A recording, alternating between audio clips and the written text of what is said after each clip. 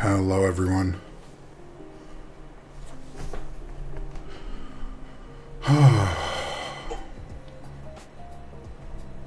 Nick's Keys, Keyboard Dad, Shark, Keeb Dweeb, Jur, thanks for joining, guys. So this is my second week. I'm jamming. So couple things. So one, so there's I got some extra lighting. It kind of makes my head all shiny. So I'll probably have to tweak that around for next time. Yeah, it looks like I just freshly waxed. How you doing, Mikey? So this is the second, I think it's my 2 week 2 week stream anniversary. And I still get a bit nervous before stream. And so what I like to do is, hold on, I'll show you. So when you see the loading screen, the little sprinkly thing, this is what I'm doing. I'm sitting here like this, eyes closed, just jamming to the music. And I don't know why, this is not the music I listen to in my free time ever. But for whatever reason, before stream, it just hits really good. And this song in particular. Keep Dweeb, thank you for subbing. I appreciate it, man. Thank you. What's the music? It's your music, Mikey. It's your music. This is too good. I just want to, like, jam to the music. I'm doing good, Shark. Thanks, man. How you doing? The two people who made me order a keyboard, so I don't know how many of you... I don't know how many of you were on Mikey's stream last night, but first it was a lot of fun. For the most part, we were just kind of talking shit. I don't know what it is. It's called Coffee Shop Saturday. Keep Dweeb. I have no idea what this music is. Mikey gave it to me.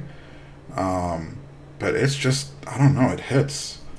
So last night, Mikey was on stream. And I don't know if you can tell, but sometimes... when you log into stream and you see a streamer, you feel there's like something spicy in the air. Like you can smell it through the screen. It's like, you know, some shit's about to go down. And so when I first logged into stream and I saw Mikey's face, right? I saw Mikey's face. Like I knew he was up to some shit. I knew he was up to some shit. And we had a lot of fun, and the dude ended up blaming me for some retail therapy that he felt the compulsion to execute on the world. Gavat, thank you for subbing, my friend. Thank you. Yeah, so Mikey is now going around telling everyone that I am the influence. And the problem is I can't even deny it because I am not Mr. Restrained. So it's like, even if I didn't tell him to do it on stream, which I didn't, the argument could be made that I was among the inciting incidents. Conan, I think I said welcome. I don't remember. Turtle Moth, welcome. We got a crowd. Yeah, so Mikey went from one board to another. He kind of flirted around like a little hummingbee going from flower to flower, and then he landed on the tofu, and I just saw him like, this is, I swear to God, this is what happened. He was just kind of clicking with his mouth, and then I saw his eyes go, oh, I want this one. And then it was over. Oh. Your thumbnail in your Discord live stream ping is amazing. Oh my God. That's so funny. That is great. I know. I mean, I'm not even going to say it, because if I say it, someone's going to do it, so I'm not going to say it. Alright. So, I need to turn my music down a little, because it's a little loud in my ear. That's better. Did someone say spicy? Because your boy in here like gochujang. Oh boy. If Kim Jong is here, we know some shit's about to go down. To be fair, the Tiffany custom color is so beautiful. It is, and I was very close to getting it myself. I was. So, we'll see. Okay. Today is going to be an interesting build. So for those of you that don't know, the DK1-TKL, which ran, I think, in June of last year, has finally fulfilled or been fulfilling. And it has not been a trouble-free fulfillment, we can say. There have been quite a few reported hiccups, and for what it's worth, I've chatted with Bella, and Bella seems like a very nice person. But I feel like there was a lot of optimism that went into the pre-fulfillment stage of this board. So I have opened it up briefly just to make sure that everything was there. For those that don't know, it was supposed to fulfill 3 months in, so June, July, August, I think around September is when it was supposed to fulfill, which I think was quite ambitious to begin with. And unfortunately, they had some delays, and so instead of fulfilling in 3 months, they ended up fulfilling in, 6, 7 months, which I think is pretty standard for the average group buy anyways. But as a consolation, they included a pretty nifty screw tray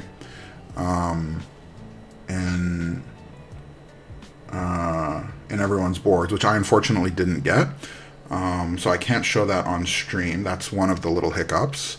I've already submitted a ticket to DY. It's already in the mail. It's already going to be, it's on the way. So it'll be here, I think, in a couple days. I'll show it on stream at some point during the week. So there's that. Everything else is in there. There's obviously the Artisan, which apparently there's a miscommunication that we were never going to get, so that's not there. But overall, everything looks fine. So we'll unpack it together, we'll build it, and we'll have to figure out what the plate issue is going to be. Because for those that don't know, there's a little plate issue that we might have to something. We'll see. So let's unpack. Does anyone know what the estimated ship timeline for tofu? Q3 is what I heard. I heard it would be Q3. Don't know exactly when in Q3. But I think it's a decent window. 6 to 9 months is pretty standard. Okay. Alcyon, good evening. They should probably send everyone a new plate. So I have a feeling that's probably what they're going to do. The last I heard was I saw a comment from DY saying that they're working on a solution. I don't know what that could mean. But honestly, I think my gut is that they're going to do something to make it right. Because I think they want to stick around. I think they're planning to be in the business a while. So my guess is they're going to do something, probably ship a new plate. So we'll see. That seems like a long time to wait for tofu. Mine is in stock at the grocery store for $2.99 per package. Rufus, thank you for joining. So for those that don't know, Rufus is the temporary owner of the Discord server, and the reason why is because he talked shit, and we put that responsibility on him. So that's why. Okay, let's shuffle over. Let's move this out of the way. Yeah, when I spoke with Bella, they went through a whole new process to fix their whole QC with the NV70. Yeah, interesting. She sent me a message as well, explaining a few things. I haven't had a chance to read it yet, but she sent a recording and she went through a few stuff, so we'll... Okay, so this is the other thing that people talked about, is that it smells like smoke, and the second I opened it, I got a whiff of it as well. So from what I've heard, this is just what I heard. I have no idea if this is real or not. But what I heard is that when foam gets laser cut, the burning of the foam as it's getting laser cut smells like smoke. So this is not the first keyboard that I've received that has a bit of a smoke smell to it. That was the way it was explained to me. Oh God. Oh, that's not okay. 1 second. That was not good.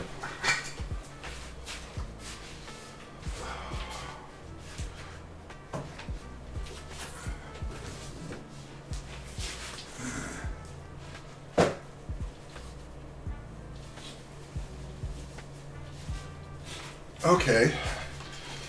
That was not a pleasant smell. The foam stink is real. At least it doesn't smell like cigarettes. Yeah, so it does smell similar to cigarettes. It's very pungent.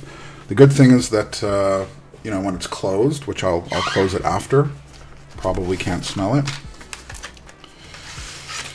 So these are the included stabs, and for those that don't know, one of them will not work because of the plate issue. So I actually brought some other stabs that I want to try out to see if we can get it working with a PCB stab. Well, I say other stabs. I brought one other stab that we're going to try.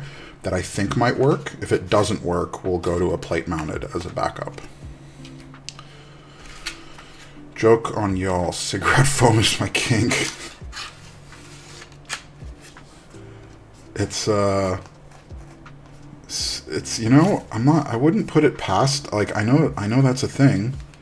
And every time I've said this out loud on the internet, someone makes a joke about something being a kink, and anytime I've said that's not a thing, someone comes out of the woodwork and is like, well, actually, here's a link.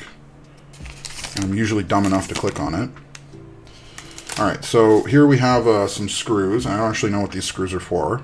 Hopefully just extra screws. Oh, this is fun. So this is the extra badge. So with the...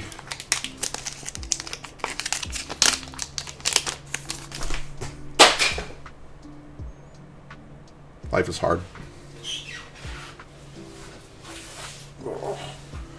Okay. Do you have a gag with it? Okay. So there's an extra badge for the DK1 that was given free as a part of the group buy. So everyone got 2. I got one of the stonewashed badges and one of the PVD badges. So you can kind of get a look at it. It's kind of a lighter kind of silvery color. It does actually feel like stone, like it's rough, like sandpaper-ish. I don't actually know how they did it, but it's like, it's pretty nice. Do not click on anything on the internet ever. It is a trap for the horny. Yeah, so I eventually learned my lesson. These gaskets and cables and stuff, fine. I eventually learned my lesson. Okay. Quick question. So I actually have 2 plates. So I have the alu plate that came with it.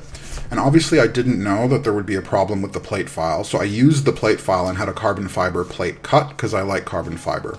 So the first choice, do we do carbon fiber or alu? First person to say it in the chat is the winner. We're not going to do a vote. So whoever picks one, alu. Conan, got it. Keep Dweeb and Oberlord. Next time we will do carbon fiber. Carbon fiber might work better. You see, the problem is that I locked myself in by saying that the first person wins. And so even though 3 of you came in with carbon fiber, I opened my big mouth and said first person wins. So unless you can convince Conan otherwise, we're doing alu. Actually, before we take the board out, is there anything else? Big mouth. Okay, that person, Gigi, that Gigi Jumanji right there, that's my wife. I'm very happy you're here. Thank you, my love. I love that you're supporting. But now that you've actually outed yourself, you're probably going to get a little shit. Because chat is not tame. Okay, we have foam that we're not going to use. We have 2 PCBs, because I always get an extra with proprietaries. So these are 2 1.6 mil PCBs. Kim Jong was a deal breaker for me. Alright, support Big Nav. Hi, Nav's wife. Oh, that's great. Rufus gifted it to you. That's so funny. Thank you, Rufus. So, my dear wife, essentially, on Twitch, you are able to subscribe to the channels that you watch. I'm explaining this because my wife knows absolutely nothing about Twitch. And so you can subscribe to the channels, and usually the main benefit is that you get to watch ad-free. But then there's other benefits, like you get little doohickeys and stuff like that. I actually don't know a whole lot, and I haven't really done a whole lot to set it up yet. So it's basically like whatever the default settings are. I have to figure it out one of these days, but like, yeah, I'm not sure. Okay, so that is our 1.6 non-flex PCB. Let's take a look at the board. Tell us how you put up with Nav. Okay, if you get her started. If you get her started. Okay, do I get Seabass? Lol, I can get one now. How can you get one now? Are pre-orders up, or do you have a little special? Ooh. Okay. So this is it. It's hard to get in frame. It's like I don't know if you're able to get the color, because I feel like on camera it looks kind of silver. How will this... Are you able to make it out? Like, it's like a very pale blue with like a greenish tint to it. Oh, Barras Sebas. I think it depends on the price, but I think it's a great board, dude. It looks silver to me. Yeah, you know what? I don't know how to get this color to shine through, because in person, it's like very clearly very pale light blue with like a tiny bit of a green tinge. I'm not sure. Yeah, okay, like if I move it around, like, you know what, if I put it here, I think the problem is that when I put it on the desk mat, because the desk mat is like very, very blue, I probably didn't think that through. It looks a lot more silver than it would otherwise be. Let's put this over here. Okay.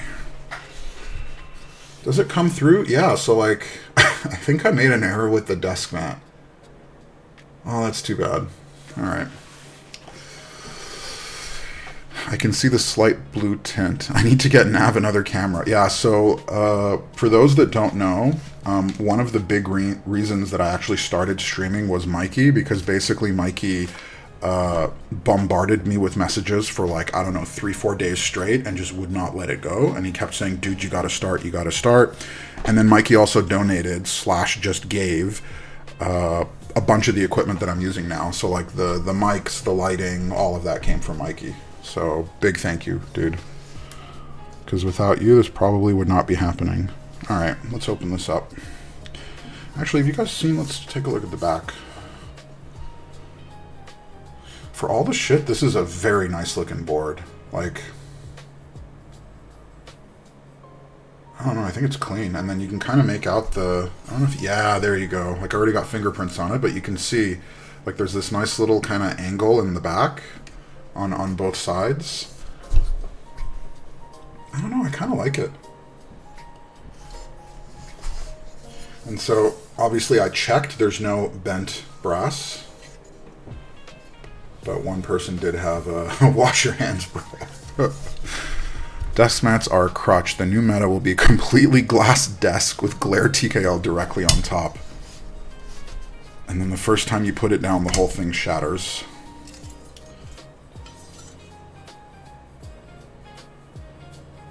I'm trying to see if there's like any, because I'm like looking at it like multiple times over to see if there are any issues or problems. Because I already looked at it off stream, trying to pick it apart and see if there's any issues, but is that a film? Yeah. Yeah, so there's like a protective film right here. If you look close, you can kind of, you see there's like kind of like a double line right there. That double line is where the film is. So basically, like, over the PVD part, there's like a plastic protective film that they put over it. Okay. So I actually had, so I won the Alex Otos giveaway for this board like last year, back in like September, October or whenever.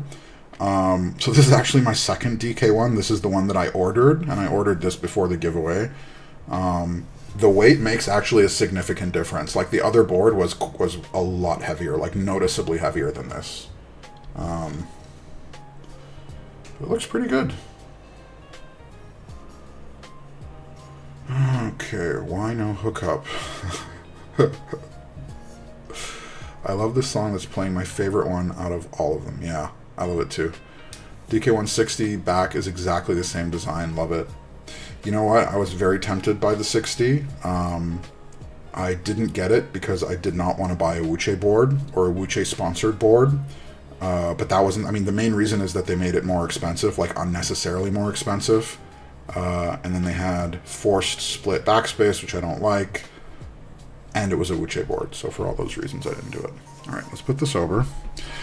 Now, let's get to the PCB and the stabs. Excuse the noise. Okay.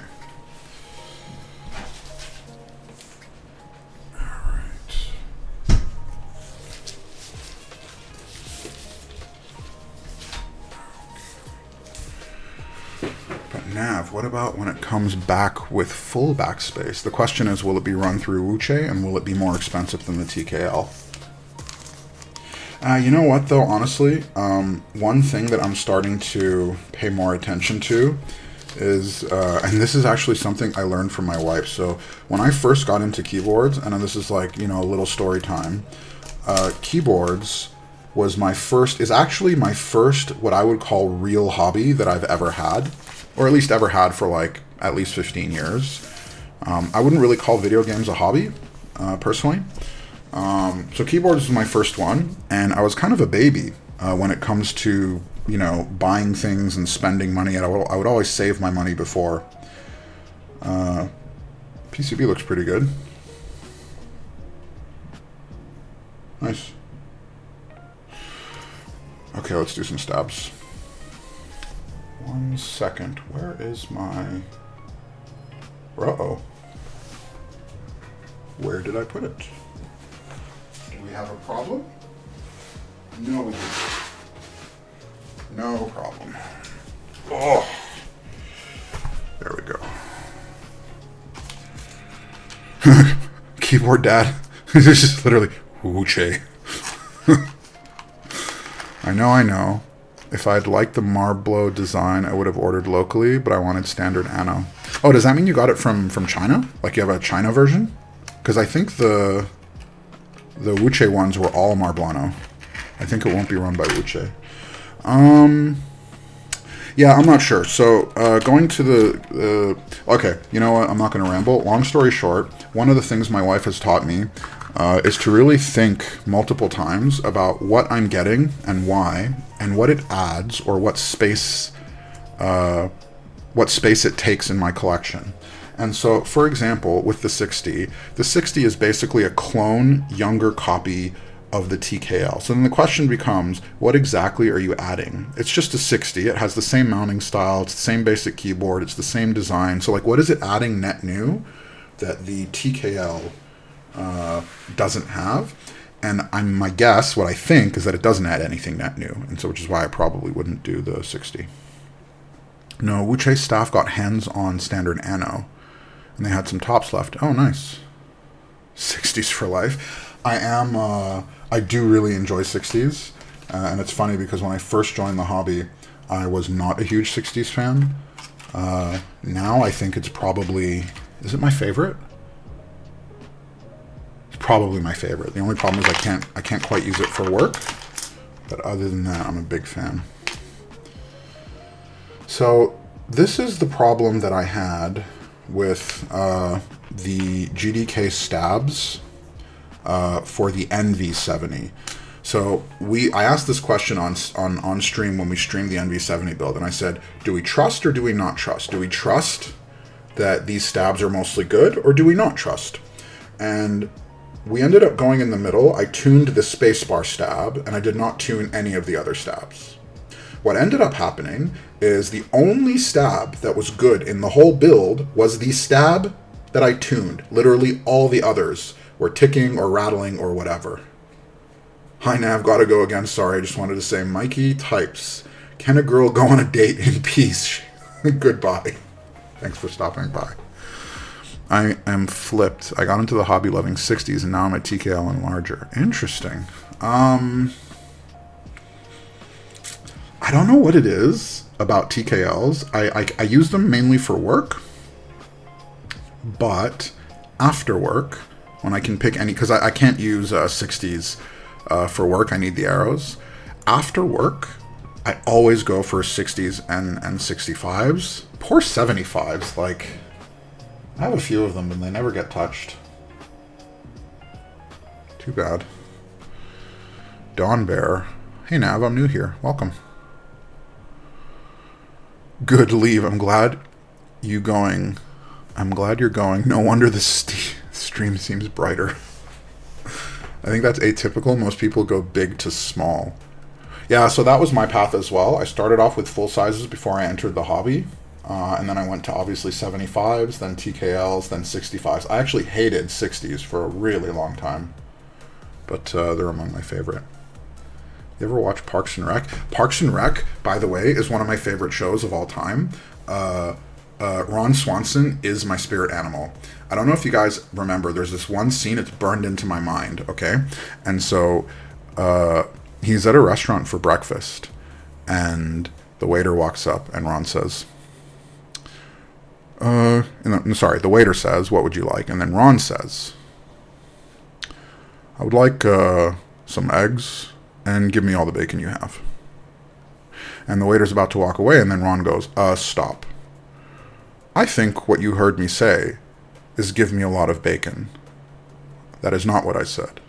Give me all the bacon you have." And then the waiter goes like this and walks away. I love that scene. Love it.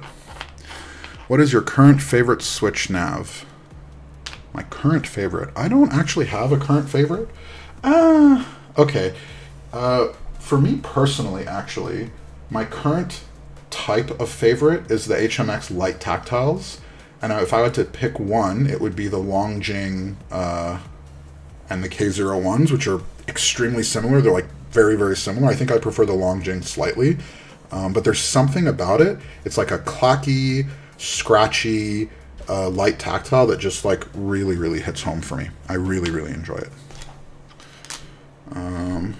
Where is the tweak board?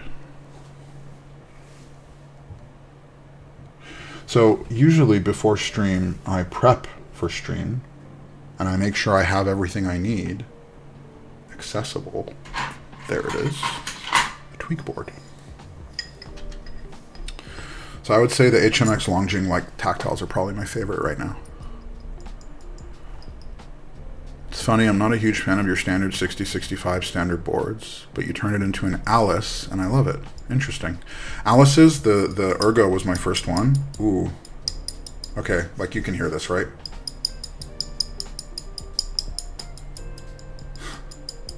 Like that's bad.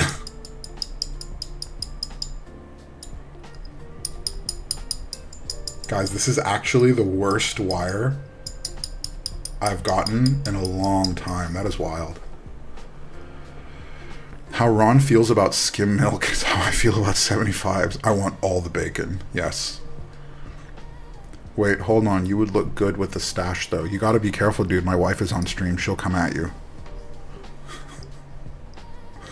75s and 1800s are abominations. You know, for the longest time, I thought that about 40s.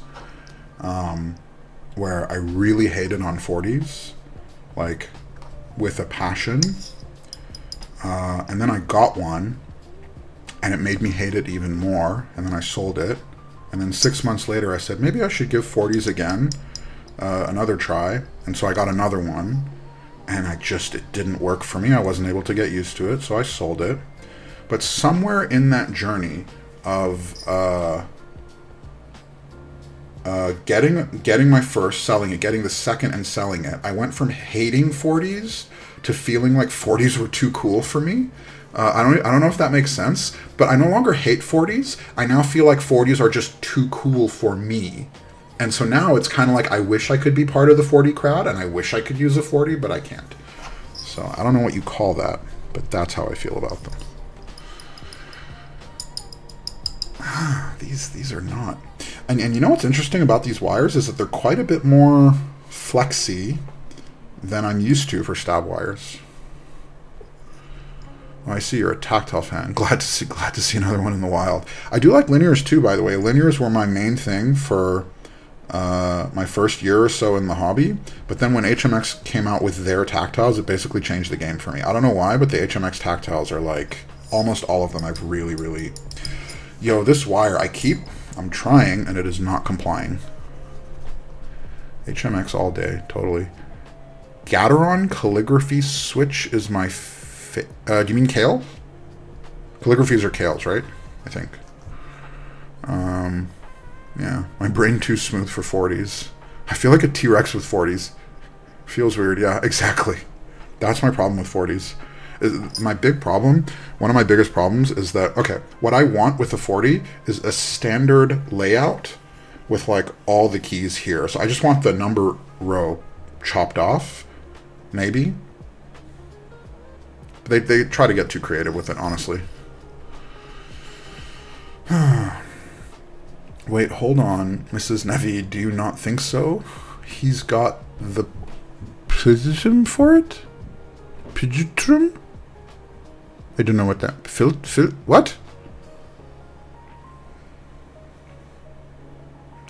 Is that a sex thing?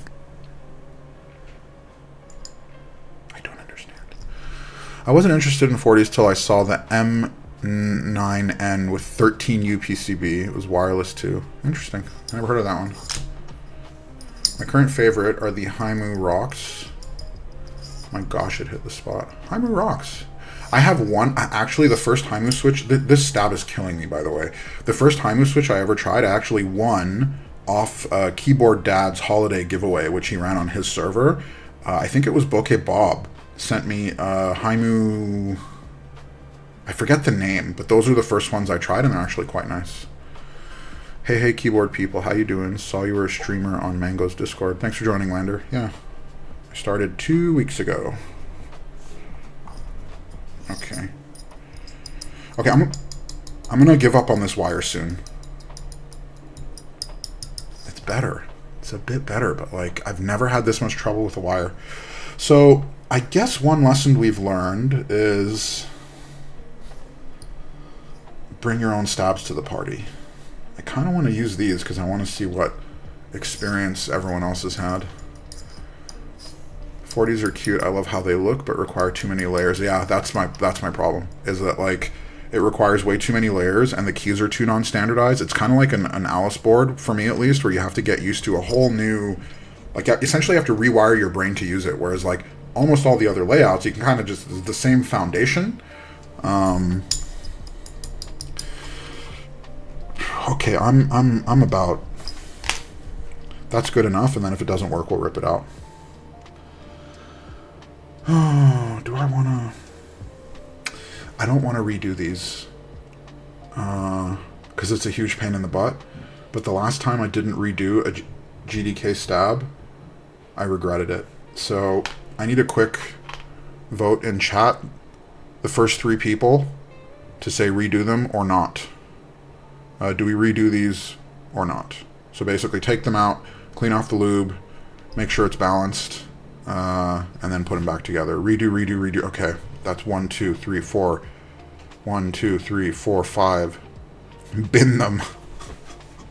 So we have a bunch of redos, and we have one person that just says fucking toss them. Oh, this is weird. Okay. These are, you know what's the other thing that's weird about these included stabs is that the housing on them goes pretty high up. So it kind of looks like they took plate-mounted stabs and just sort of retrofitted them into PCB stabs, which is kind of a weird way of doing it, I think. I've never actually seen PCB stabs with housing that goes that tall.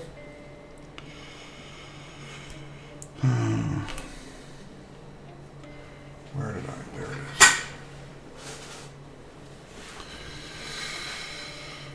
is. Joke's on you. We learned something bullshit. I didn't drop out of midges. Oh, so many. Lick the lube. Teha, redo. Okay, fine. Lick the lube. What if I actually did lick the lube? What if I licked the lube while giving eye contact? What then, Toe Popper? Huh? I don't know if you're prepared for that. Like, you say it, but what if? What if? Can I have this board after you're done building it? Big fan. Okay, so this is funny. I'll say it just to make sure that it's been said, right? So for those of you that don't know, Keyboard Dad is, I think, a pretty well-known content creator in the keyboard space. He has YouTube and Instagram. You should go follow him. And he does a lot of sound tests, right? Apparently he used to stream, but not anymore since he became a dad. Now, so because he's well-known, sometimes people approach him at meetups. And straight up, and I'm not joking, walk up to him and straight face ask him for free shit. Apparently there was a story that he was telling on the server where some kid walked up to him and saw him holding a hat and said, "Hey bro, can I have your hat?" Like, wow, the balls. Wait, 1, 2, 3, 4. Okay. And then apparently he gets messages often on Instagram with people just straight up asking him for free boards and stuff, which is kind of wild. So that's where that joke comes from. Naveed, chill, your wife is here.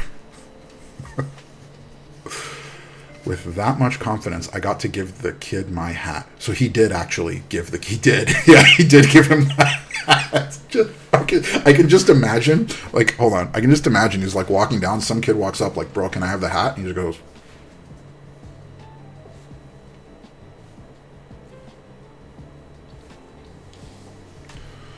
what are you going to do? You're not going to cuss him out at a meetup.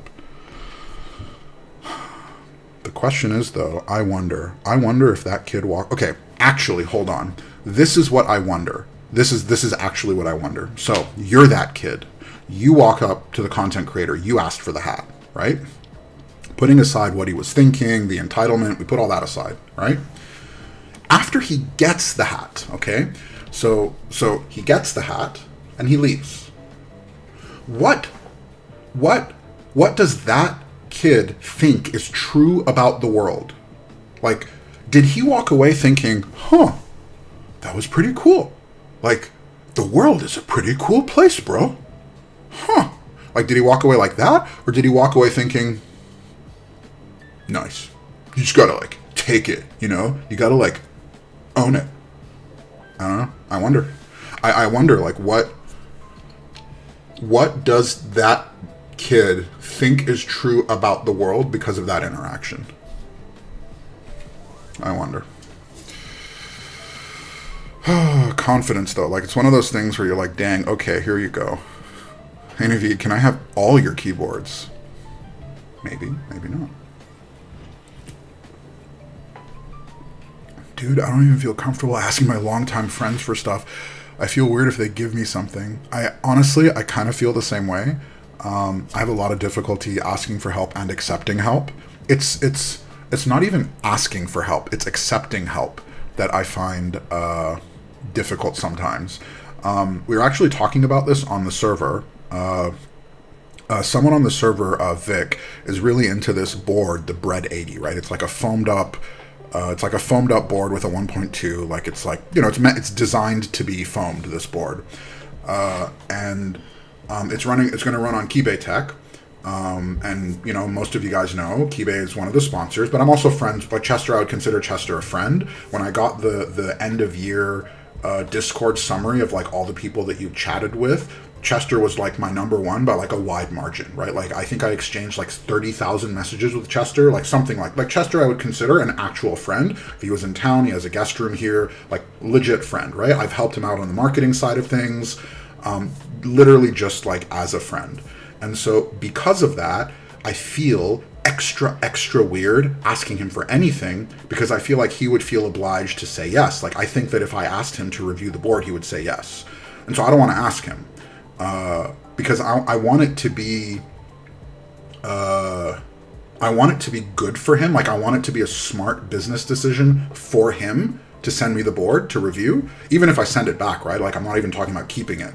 But I'm not confident that it is a smart business decision for him yet, which is why I don't want to ask. So all this to say, I understand exactly how you feel, and it's one of the reasons, like, the whole money aspect of like streaming kind of makes me a bit uncomfortable is because of that. It's like, yeah, I still haven't like kind of wrapped my head around it.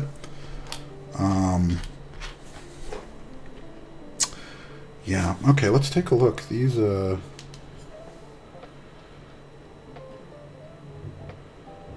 okay, so like, I don't know if you can, oh shit, I forgot the camera. I don't know if you can actually see, but it's like, can you make out the shine? It's like, yeah, you probably can't make it out, but like, they do look actually decently looped. Like these actually look kind of fine. Yeah, are they consistent though? Let's just check the wires. If this keeps up, just carry around an emergency pack of GDK Browns and people who ask for stuff a singular one. Hey bro, could I have some stuff? Here, take it and go. I would have replied with, if I can wrestle the lunch money out of you, sure. Okay, here's the thing, right? Is like, so I don't know the age of people here, and I don't even know if this is just a me thing, right? But like, the way that I feel when I interact with young people doing what I think are stupid things, is most of the time I just kind of try to let it slide and not make too much of a big deal out of it, because I remember being young and I was an idiot / still am an idiot. And so, I don't know. I kind of just don't make a big deal out of it, because you never know with stuff and people are going through. Just kind of let it slide and move on with your life. Sounds like he's kind of entitled. No cap. I don't know if I would have given him the cap, personally, but I might have. Like, it's possible the shock of the moment, I would have just been like, fuck it, take the hat. Like, I don't even like hats, whatever. Yeah, I feel the same. Always feel guilty accepting free stuff. Yeah. Alex walked around with pocket Nixies at meetups to hand out. That's actually pretty smart. I like that. This is why I'm just getting Nav's stuff without asking Nav. Yeah. With Mikey, though, I actually feel a little bit less bad, because I've actually sent him a bunch of stuff and he's sent me some stuff, so it's like, it feels less one-sided, whereas with Chester, there's nothing I can send him. Like, everything I have, he has. Like, I have cool keyboards, he has better, cooler keyboards. So, with Chester, it feels a bit more one-sided. And so I want to make sure that if I actually take a board from him, I can actually, I don't know, like, do a proper stream of it with a proper group of people and all that. So, that's why I'm a bit conflicted there. Yeah. Okay, so all the 2Us are fine. The 2U wires, they're fine. They're straight, no ticking. 7U wire was a bitch. Oh, Butter Muffin has the best chest. All right, so some of you might remember Butter Muffin from the first stream.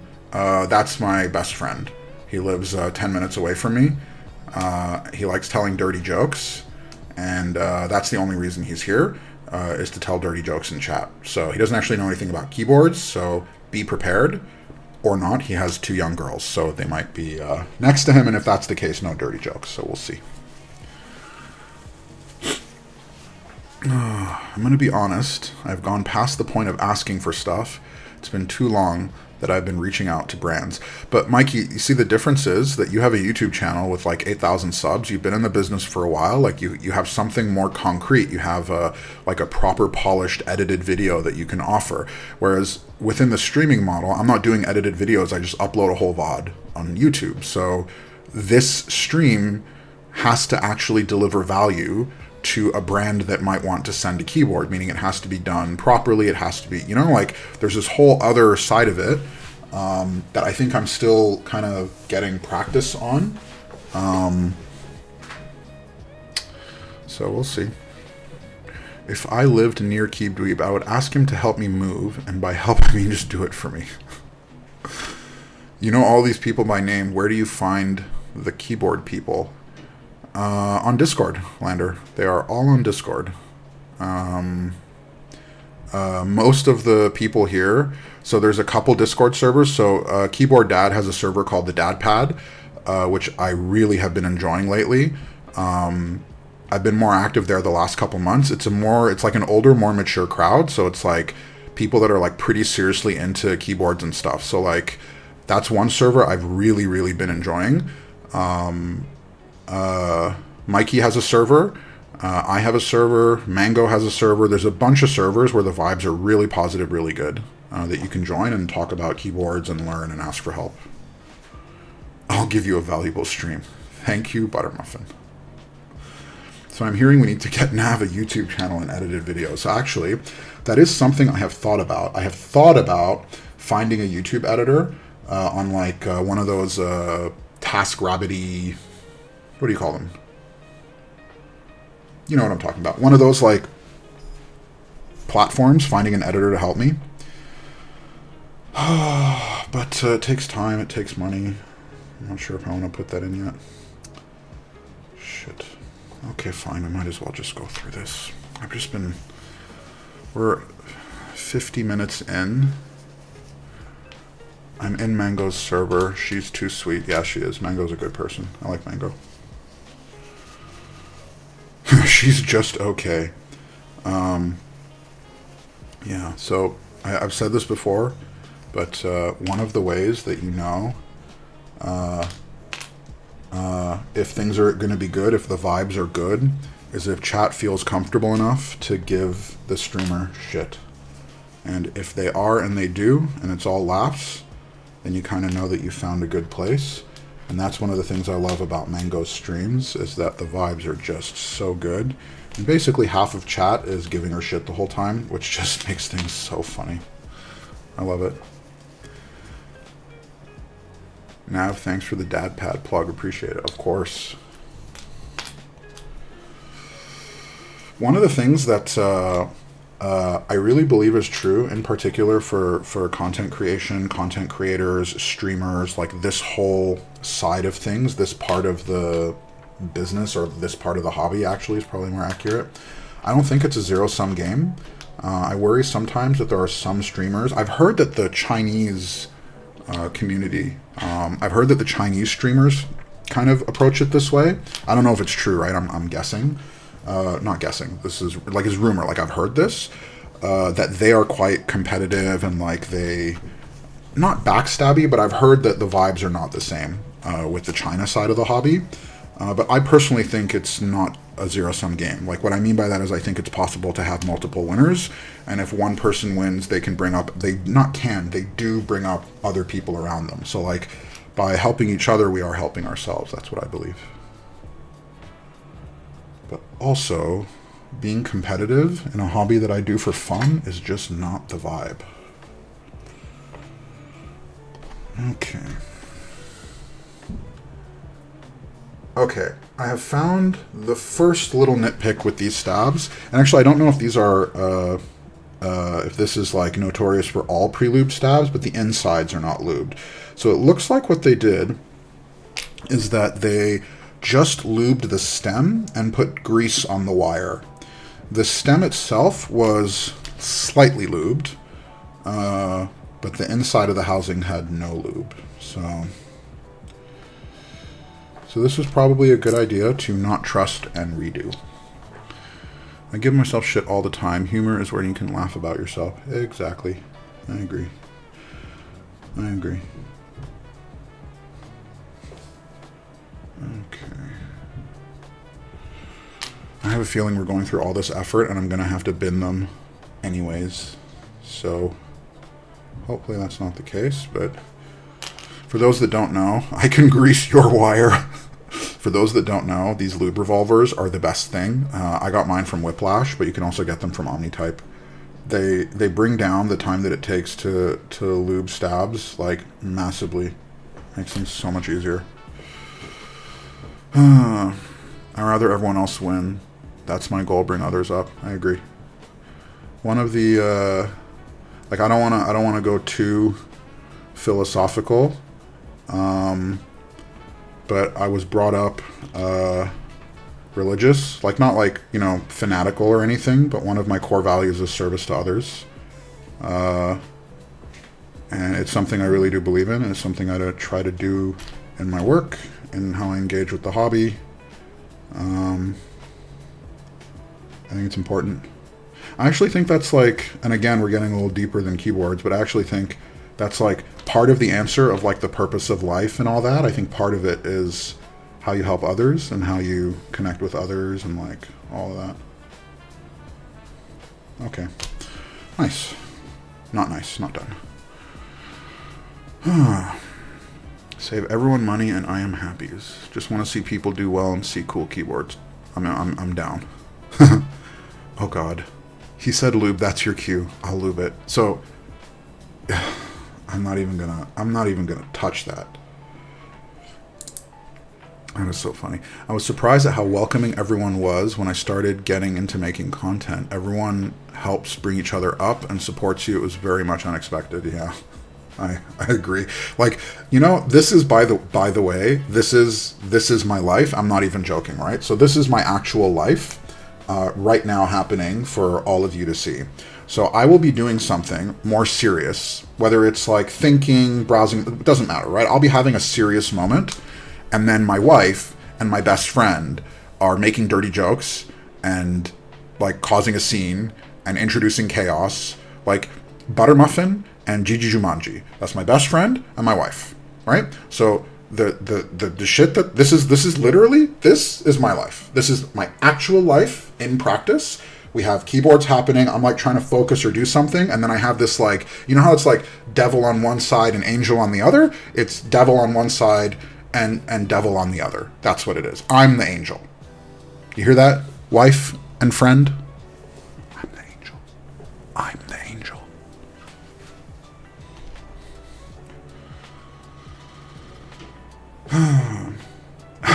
I'm going to be negative to balance it out. Watch this. I hope everyone has a beautiful day. Oops. Yeah, exactly. The purpose of life is to get as many free hats as possible. How much you want to bet? Like, what are the chances that Kim Jong was the kid asking for the hat and it was just a prank this whole time? Oh. You little angel. Yeah. That's what a devil would say. Oh my God, you put your dick in the devil? What? Oh, Jesus. Yeah, wonderful. Chat is about to get freaky. Like, essentially, we have half of chat is serious and here for the keyboards, and that's me, and like maybe Keyb Dweeb, maybe Keyboard Dad. There's a few people who are here for the keyboards, and then there's a few people that are here for the chaos. Hello, Naveed, my man. Just have to leave, but wanted to say hello. Hey, Manu, thanks for stopping by, man. Appreciate it. Okay. Okay.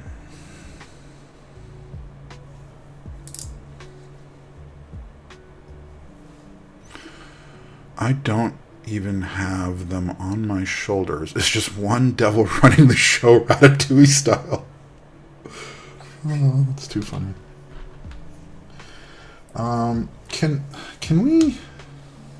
Can we do, how do I do a prediction? I want to do a prediction. Okay, how do I do this? I've never done this before. Creators and mods can create predictions. Viewers who guess the outcome correctly can win channel points. I haven't even set up channel points yet, so it's not like you can do anything with them. But stabs good. Yes. No. Stabs good enough. Submission period. 10 minutes? 5 minutes. I don't even know if this is going to work. Okay, I've never done this before. So the streamer or mod will need to confirm the outcome within 24 hours. Once you start a prediction, you cannot change it. And now, okay, whatever, let's try it. Prediction started. All right, so are these stabs going to be good enough? That's what we're going to do. Good enough basically means, so the enter stab we will exclude because that one we know is going to have problems. So this is specifically on the quality of the stabs themselves. Are the stabs going to be good enough? Like, are they going to tick? Are they going to be shit? Are they going to be good enough? That's the prediction. So if we put the stabs in, we put a plate on top, we put one switch around them, put a keycap on them, try them real quick, and they don't tick, they sound decent, you win. But if there's ticking and noisiness and it's kind of shit, you lose. That's what we're doing. Okay? So are the stabs good enough? That's the prediction.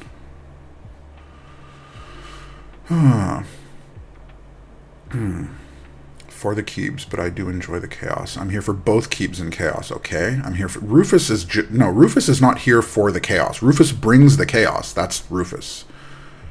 Platy, thanks for joining, man. Appreciate it. Do you have any funky PCBs like Ergo boards? I had a Neo Ergo, and I traded it with Mikey, so I no longer have it. So the funkiest PCB I think I have is probably the Diversity TKL. That might be the funkiest one, which is basically just a TKL with an XT column. So other than that, I don't think so. Now I have the Neo Ergo. Yes, you do. Okay.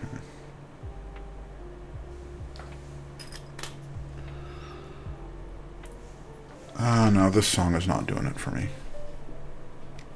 Wait.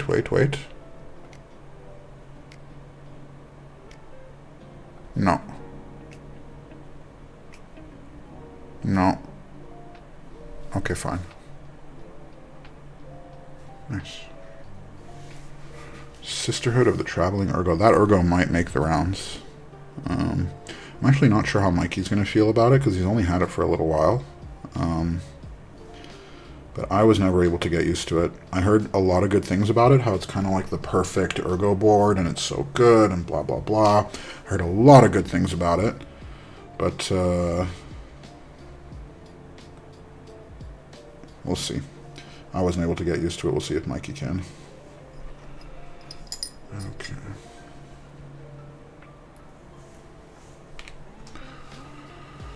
I have 3 Ergos. Wow. Later, Nav. Gotta get back to work. Have a good stream. Thanks for stopping by, man. Appreciate it.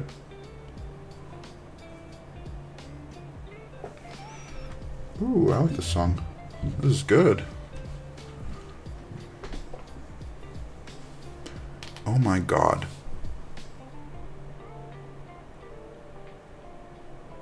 So basically nobody thinks these are going to be good.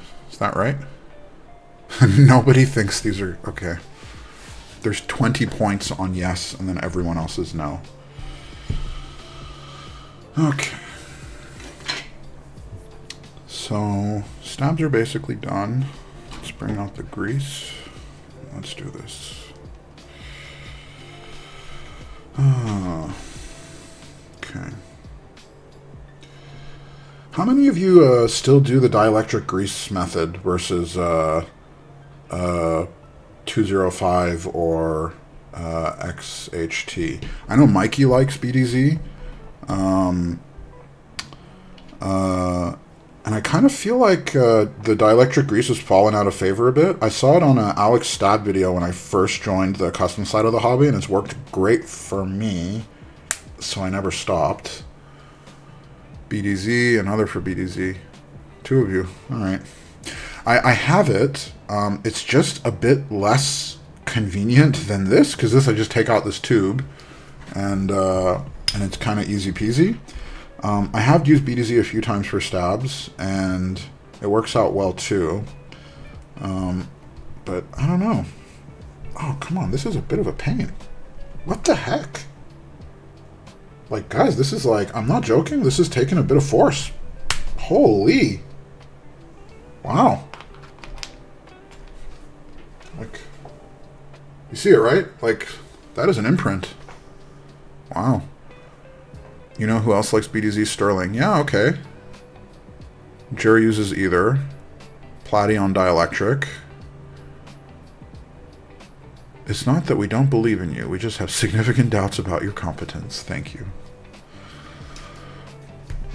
Fran. Dielectric grease works good for me, and I have a big-ass tube just like yours, so it's going to last forever. Yeah, so I don't know what the downsides are with this. I think the only downside is if you overdo it, you kind of get that grease stain on your PCB.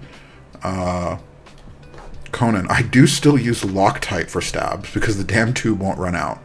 You know, whenever I've heard that before, people have said, oh yeah, I use Loctite for stabs. It's usually in chat, and I've always assumed that people are just joking because it's funny, because it's Loctite, but the way that you wrote it makes me wonder if you're actually... Oh, shoot, what the heck?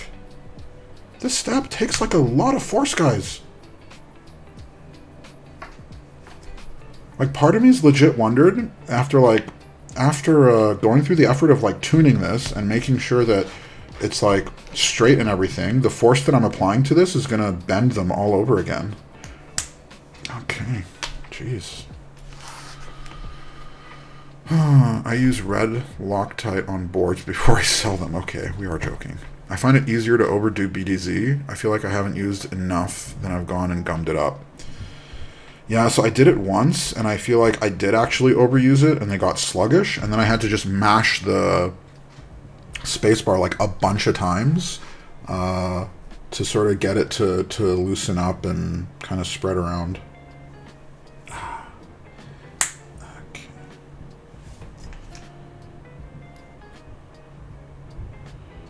Okay, that is way too much. I put a little too much on it, so we're just going to do a little transplant.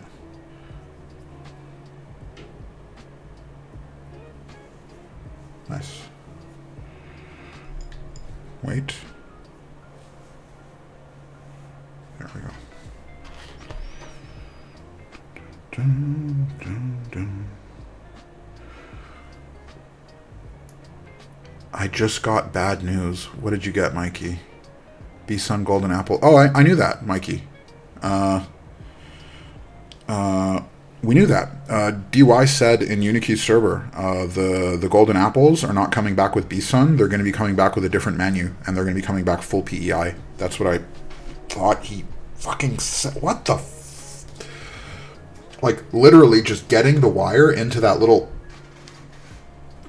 What the... Guys, I am not a weak, like... Like, I have arms. What the frickin'... God damn. This is wild. I'm partial to using... I can't believe it's not butter. And then people ask, how did you get your stabs so buttery? And I could say, you won't believe it. Cons and pros. Dielectric versus BDZ. So my understanding is that the main con with dielectric is that because it's not super viscous, it can essentially move around, and it eventually makes its way down to the PCB, and it soaks into the PCB, leaving a little grease stain on it. And because it's not super viscous, it doesn't last a long time. So basically, you have to redo it after a period of time. Whereas with BDZ, because it's much thicker, it basically hugs to the wire. So it essentially is a more permanent, better lasting lube. The con is that it's difficult to work with and easy to overdo, and if you overdo it, it can really make everything feel sluggish. So that's my understanding. But I'm sure there are people that will know more than me in chat. Oh, son of a bitch. What stabs are these? These are the frickin' GDK... Oh! It's these. Hold on. GDK-02. So these are the GDK-provided plate-mounted stabs. That's what these are. Take off your shirt. You're viscous. I'll soak you. I'll redo you. Thick versus length. Lube it. Do it. Are you having fun there? Butter muffin? I hope you're having fun. I know him, by the way. So he's sitting... Okay, I promise you. Okay, hold on. Hold it. Hold the phone. Hold it. This is what he's doing, okay? So, he has two daughters. They're 4 and 6 years old. It's Saturday, so he's at home with his daughters, and they're probably, like, causing chaos and running around, right? So he's not at his computer. He's like this on the couch, like this, with his phone like this, okay? So he's basically doing this, watching the stream on his phone, and then this is exactly the look on his face. You're viscous. I'll soak you. I'll redo you. This is literally what he's doing. Loctite I've heard actually lasts longer compared to Permatex when it comes to diet. Okay, are you guys memeing with Loctite or not? I can't tell. Like, is that like, you actually use Loctite, or is that just like, because I thought Loctite was glue. I want to buy the Omni-Type pen with BDZ. It would make my life easier. Might. Just lube it. New brand slogan. Naveed the Keeb guy. You know what I could do? I could I could ask my little AI friend to change the little thing from like the Salt Bae sprinkly thing to Salt Bae sprinkle with one hand and then a tube of lube in the other hand. And then the tube of lube going... Pew! That would be meme-worthy, wouldn't it? Oh, let's make a prediction. How long before Navi takes his shirt off? Okay, what was the prediction, by the way? How do I view the prediction? Oh, God. Oh, choose prediction outcome. There we go. Okay. Cool. Oh, these freaking stabs are going to be the death of me.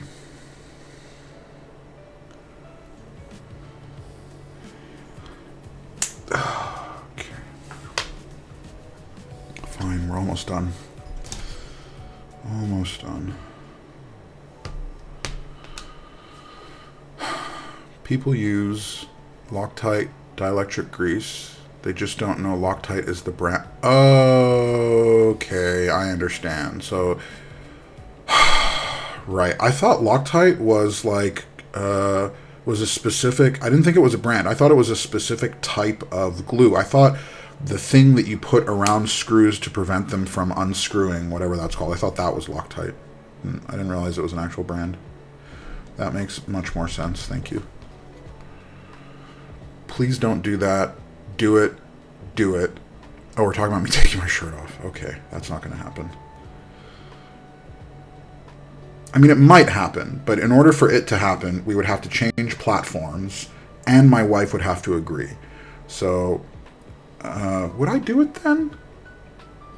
No, I wouldn't do it. Now, even if my wife agreed, I wouldn't do it. Okay.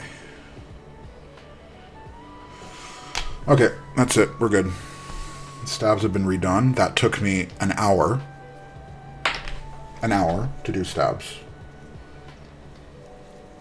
Okay, let's put this away.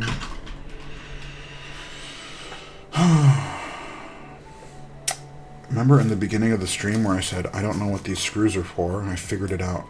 They are to screw in the stabs. By the way, side note, stabs don't come with washers. So, I'm not sure how I feel about that.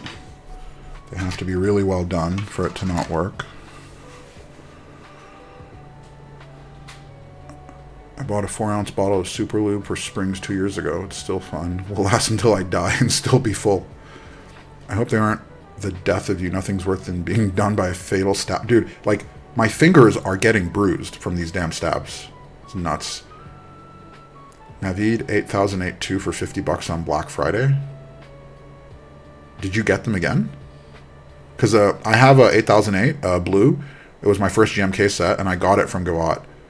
And I think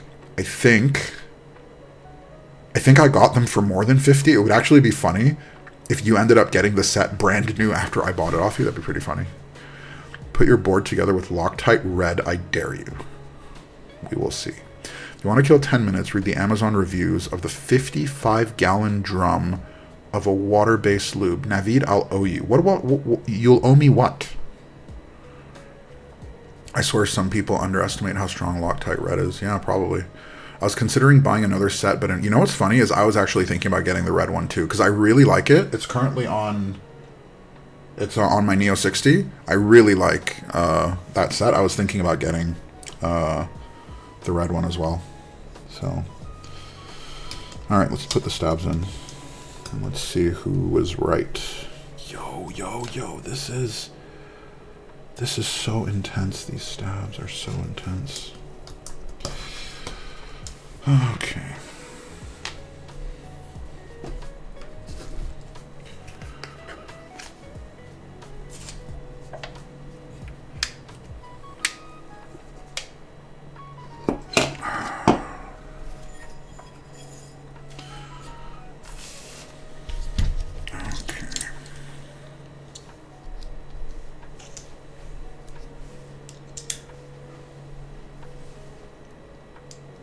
Nice.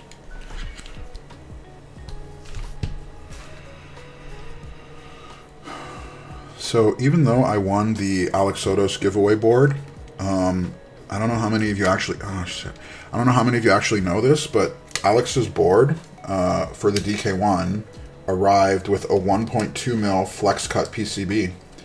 And so because of that, I basically left it fully foamed the entire time I had it, and kind of basically never used it.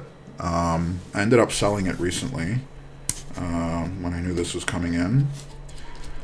So I've actually never, even though I've had this board for a while, I've actually never typed on it, like with a proper clacky 1.6 mil PCB.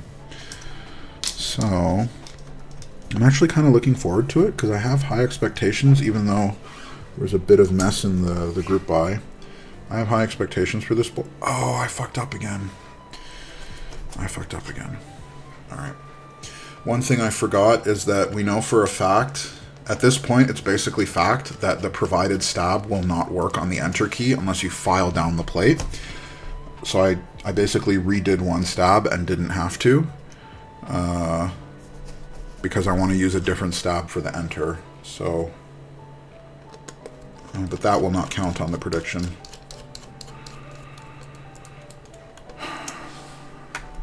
He will owe you a 55-gallon drum of lube. I am missing some crazy context. I'm not patient enough to tune stabs, so finally I just lube the sides of the stems, the wire ends, and stick them in. Lube syringe for touch-up. If it isn't going well, retune next rebuild. So, I am honestly often also not patient enough to go through them. But I think it depends on the context. Like, you know what? I take it back. When the stabs are completely fresh, I actually don't mind it. When I'm taking them fresh out of the box and they're clean, it's actually not too bad because they're already in pieces and they're already apart. So it's actually not that hard to do them. It's when they're like this and they're already lubed up and put together where it's like an extra pain in the butt to take them apart, clean them apart, and then put them back together. It's like an extra pain. So, top review says, oh, this is about the drum. The top review says, Amazon delivery drivers spilled the drum unloading it from the truck. The good news is now any number of cars can fit into the garage. What the heck? Is the hole too small? Are you talking about the stab on the... I am missing. Pro tip, small wire brush to clean. I did not think about that. For the enter key. No, okay, so I'll show you in a second, but basically what's been reported is that, okay, so the original DK1, I believe, was plate mount only. And one of the feedback that we got, or we gave, was that North American market does not like plate mounted stabs, you gotta give PCB. And so what they did is that for the group buy, they changed the bottom of the case because if you remember, the DK1 has like cutouts inside the case. And so they changed the cutouts to allow for PCB stabs. However, the actual plate did not get updated. So what you'll see here is that essentially that little cutout on the side for the enter stab needs to be flipped. So essentially they flipped it to allow for the PCB stab behind it in the actual case and on the PCB. But they didn't make the correct cutout on the plate, so the plate basically compresses down on the wire of the enter stab. So essentially, the orientation of the stab on the PCB and the way that it's cut out behind it is for this, and then the plate is the other way around. That's the problem. Okay, let's put this back.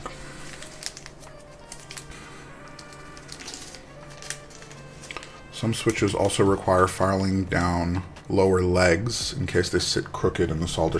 Interesting. Key 7 on the 60. Oh, wow. And 8 or 9 on the TKL. Huh. Alright, let's put this over here. Okay. So, I want to try... So how does using different stabs solve the issue? Okay, so the guaranteed work is to use a plate-mounted stab. And I do have some plate-mounted stabs here that I have not prepared. But they're here, and if it doesn't work, we're just going to switch to a plate-mounted stab. However, what I'm hoping will work is because supposedly the problem is that the plate compresses onto the wire, which is what causes, essentially it's like a slow return enter stab. So I have maze stabs, and for those that don't know, the hook around the wire, as you can see on maze stabs, goes over the wire instead of under the wire, right? And so what I'm hoping is that essentially the plate will compress, but it'll compress on the plastic housing and not actually cause restriction of movement on the wire. That's what I'm hoping will solve the issue. So we'll see if I'm right or not.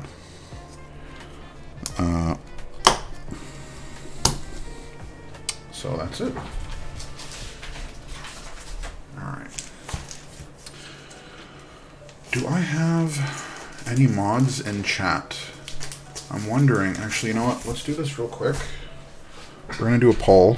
I have a few options for switches. And then we got to figure out keycaps, and keycaps is going to be a whole different problem because I have no idea. What keycaps to use for this thing. The color came out slightly different than I expected. What switch? What do I have? I have B-Sun Golden Apples. We have GAT Konsu, HMX Firecracker. And what is that? Gateron plus lubed and HMX Sunset Gleam V2. Duration, we're going to make it a fast one, 2-minute poll.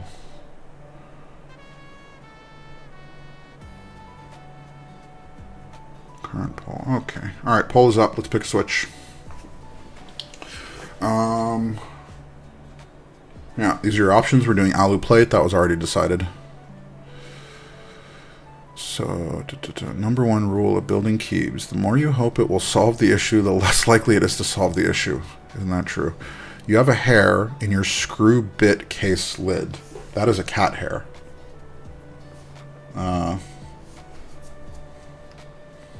There you go. Is that better? On the other hand, looks like clearance between number and F row is big enough for the crooked switch to not occur. Okay. What did I miss? Just came back to cook some butter garlic shrimp. We're picking switches now, Mikey. No worries, Keep Dweeb. Please, please, anything but Gateron. I think if you said that... Alright, right now we're even. Golden Apples, GAT plus lubed, HMX Sunset V2s. So, let's... Okay, let's pull the plate out.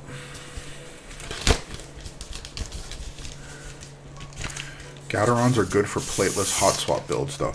You know, I've said this before, but I'm actually fairly not sensitive to a lot of the noisiness that people hear in switches. So Gateron switches actually don't bother me that much. A lot of the typical stuff... Okay, hold on. Do we have a problem here? Oh yeah, I don't think this is going to work.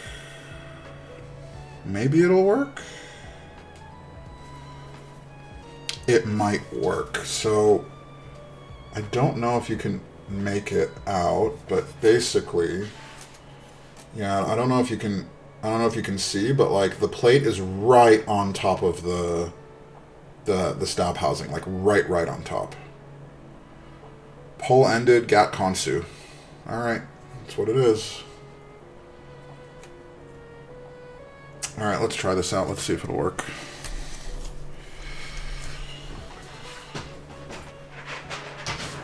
Keyboard Dad, I have a feeling that the reason that last vote came in for Konsu is because you said no GAT. My bet is you Streisand affected the Gateron into existence. That's my bet.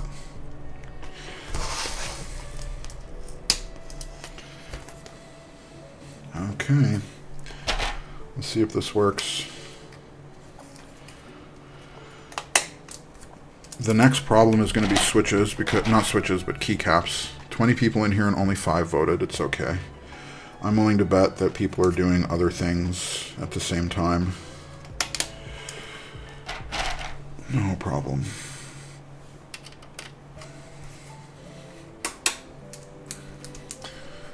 Man, I put in Gap Konsu to make a 4-way tie.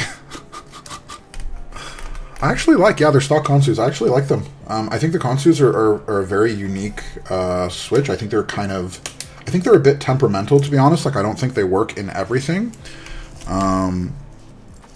But I do, surprisingly, I do actually like them.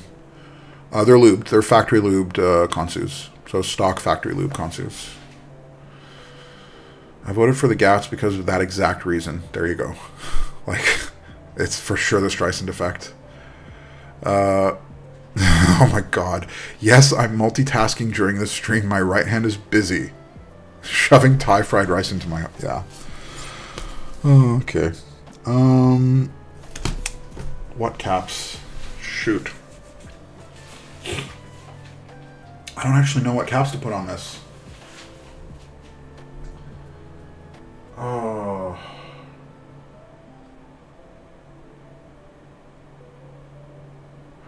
I'm thinking about the new Sync Terra set. KKB Ohm. Barrier Reef.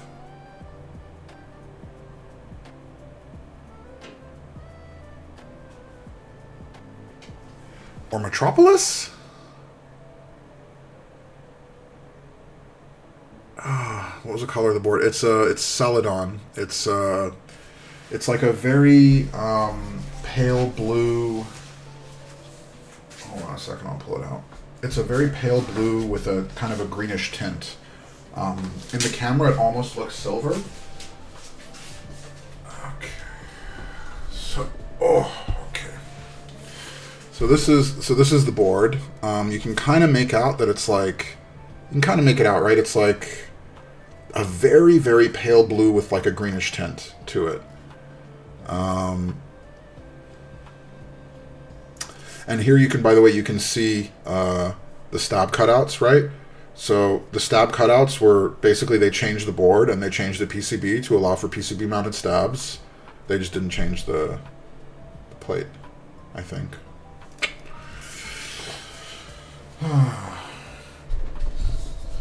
Okay. Let's see. All right, we got Terra, Metropolis, another Metro. Metro or Terra? Metro for sure. You think, huh? Metro. Okay. Terra? I don't have Terra. It's Sync Terra. KKB's Sync Terra. The new Brain Aha set. Is there anything else? I have Terra below, but it's currently in use. I don't think Mars Cadet will work. Oh, there's also GMK Lime. GMK Lime could work. Okay. Hold on, let's do another one. Quick poll. New poll. Key caps. KKB Sync. GMK Metro. GMK Lime. We'll do a fast one. 2-minute poll. Get in if you want. 3 choices. KKB Sync, GMK Metro, GMK Lime. Let's see what wins. I'm actually still not even sure if the enter stab is going to work with this. I hope it does. Oh, for God. Okay, we were tied 1-1-1, and I was sure it was Rufus. If you do KKB, you need a GMK spacebar. So I actually do have a couple. I don't know if you remember Keep Dweeb. There was Omnitype had a bunch of random spacebars pop up on their store last year, and I forget exactly what the colors were, but there was like a pale red, pale green, and like a cream white, and I picked them up. So I do have a couple spacebars that we can pick from. I'm not sure how well the color will match. Okay. Oh, for God's sake.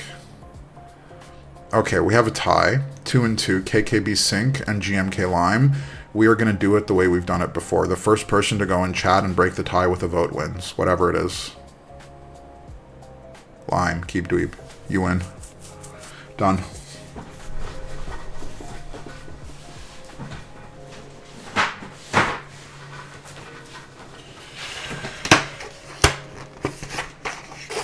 Lime will match too much. KKB. All right. Well, we'll see how it goes. I'm not opposed to doing a rebuild if we want to do a rebuild. I'm actually not sure if it'll match too much because the blue of the blue green of the board is like very, very faint. It's very pale. So let's just do a quick test and see. Oh no. Oh no.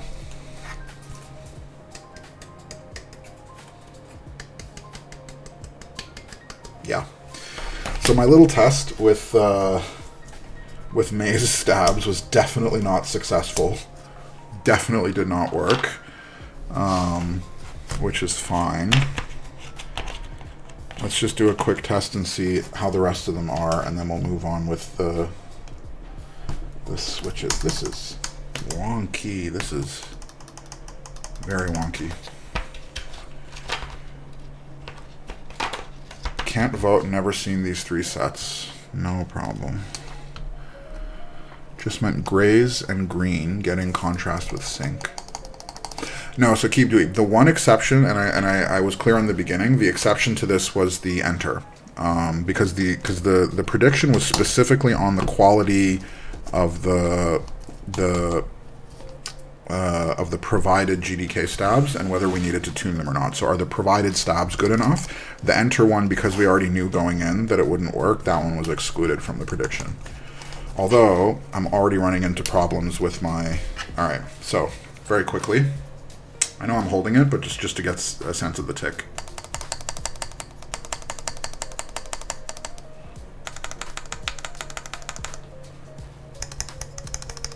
Hold on.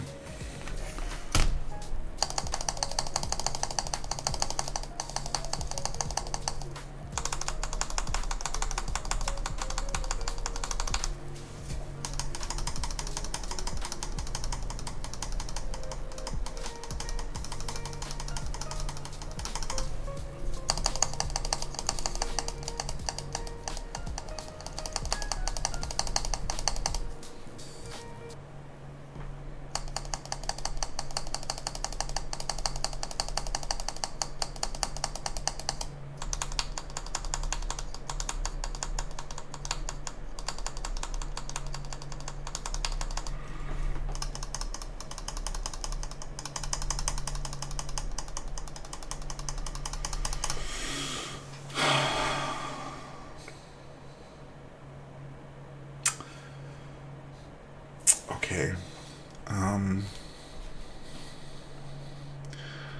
So it would appear like, are these stabs good enough? And the answer is no. The answer is no, they're not good enough. There we go. So a bunch of you won points that you can't use for anything yet, but congratulations. No, my 10 points. What maze? You tried to fix bad stabs with worse stabs. So you know what's funny? I actually really like maze stabs. They are actually my favorite stabs. They're super easy to work with. I actually like how they sound. And they actually don't require a whole lot of modding, and they don't require a whole lot of tuning. The only problem with maze stabs is that, specifically for space-bars, sometimes they could be a bit underwhelming. And so what I sometimes will do is I'll use maze stabs on the mods, but then I'll swap out the space-bar with Knight V4. My bin vote would have been the right choice. Yes, it would have. 1,000 points. Congratulations. Oh, God. Okay. That is disappointing.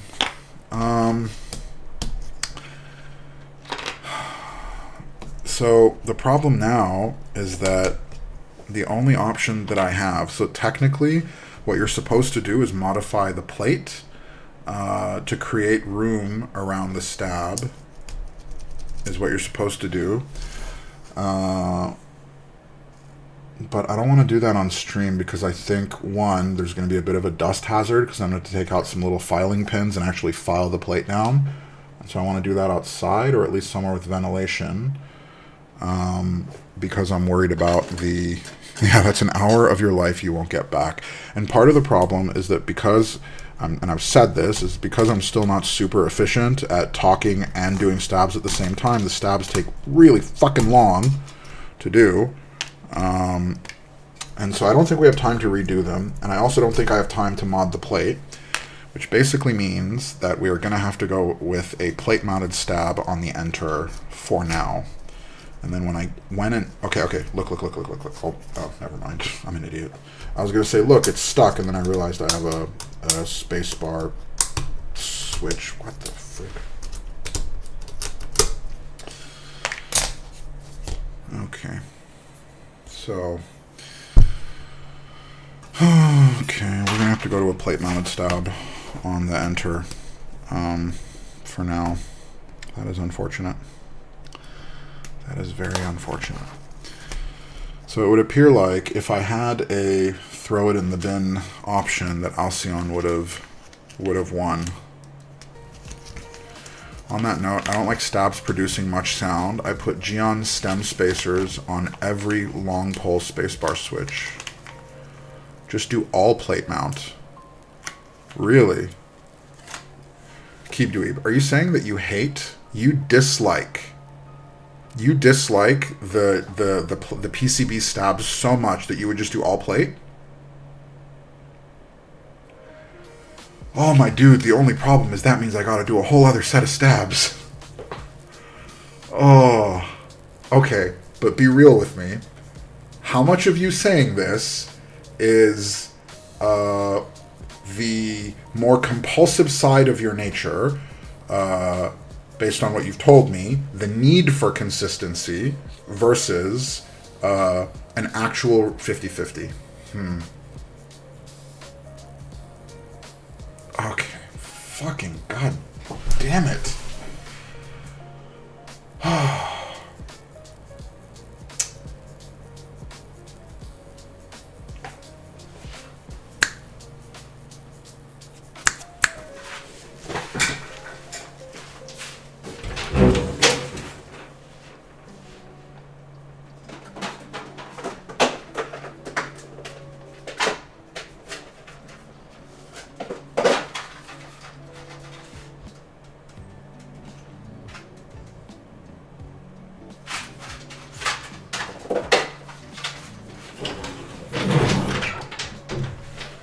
Okay, so,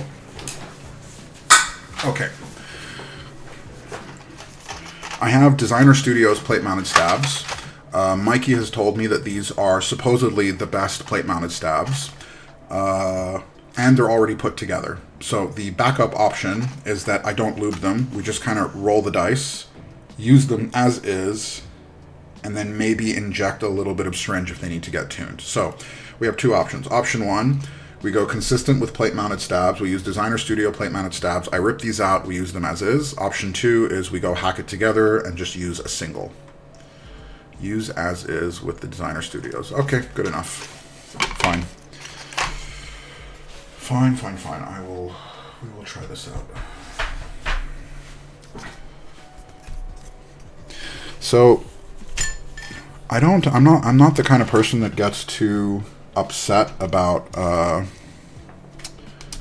keyboards, like in the sense that, you know, this whole process is a little bit annoying. It's a little bit irritating. If I was doing it by myself, I could imagine being a little annoyed. Like, you know, you spent however many $100s on what you think is a premium keyboard, and then as you're building it, well, first you receive it, and then you get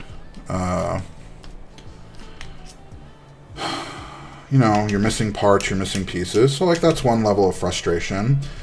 Then it's late. That's another level of frustration. And so part of me kind of understands a lot of the emotions, because there's been, in the Unikeys DK1 channel, there's, like, a lot of upset people in there. And so on one hand, you know, it's like, it's just keyboards, chill out. On the other hand, like, I can imagine, this is not a super fun build experience, right? And I'm personally pretty confident that GDK will make it right. Like, I see the effort that Bella is putting into talking to people, and like I'm not getting the vibe that they're just gonna like kind of piss off and just be like, you know, sucks to suck to everyone. I think they're gonna make it right, but I get it. This is not fun. This is not a super enjoyable. Like, essentially, the only way to get a consistent experience in terms of sound out of your stabs is to use an entirely different set of stabs. That's crazy. Alright. It is what it is.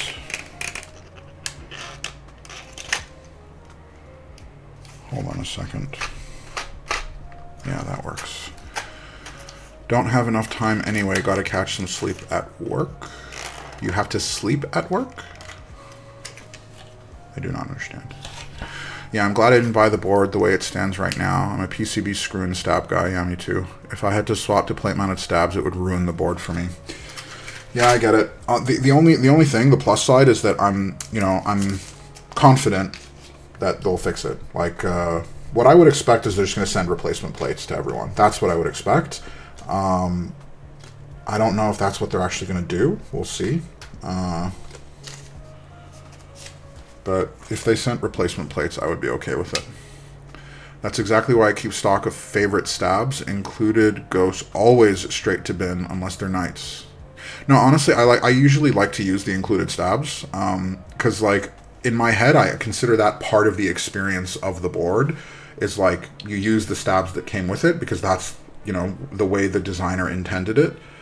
You know what? I'm gonna take a break. Let's chill out for a minute.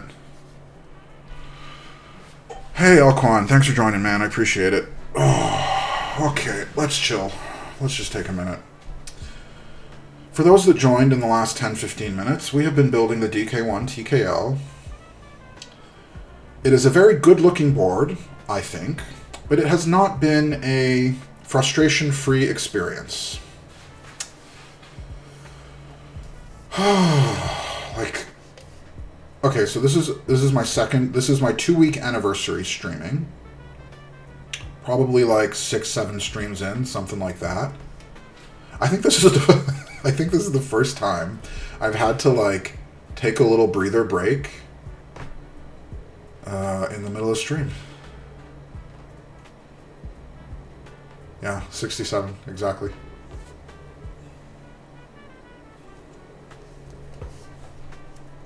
Exactly. Whew.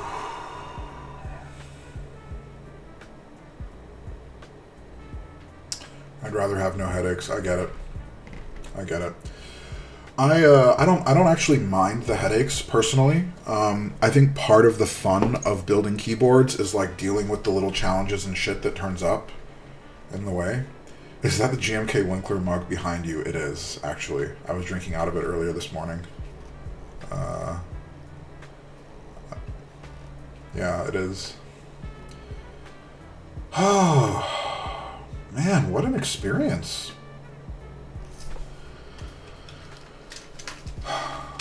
24-hour shifts, 10 hours work, 8 hours standby, 6 hours sleep. Wow. Yeah, you know what? I've had Winkler since the recent Novel Keys sale. And this is the first time I'm actually using it. I kind of like it. It has a good heft to it.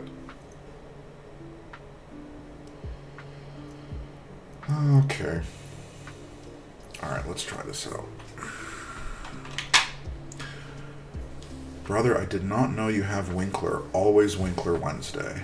Yes. Wow. Okay, break is over. Let's get back to it. Okay.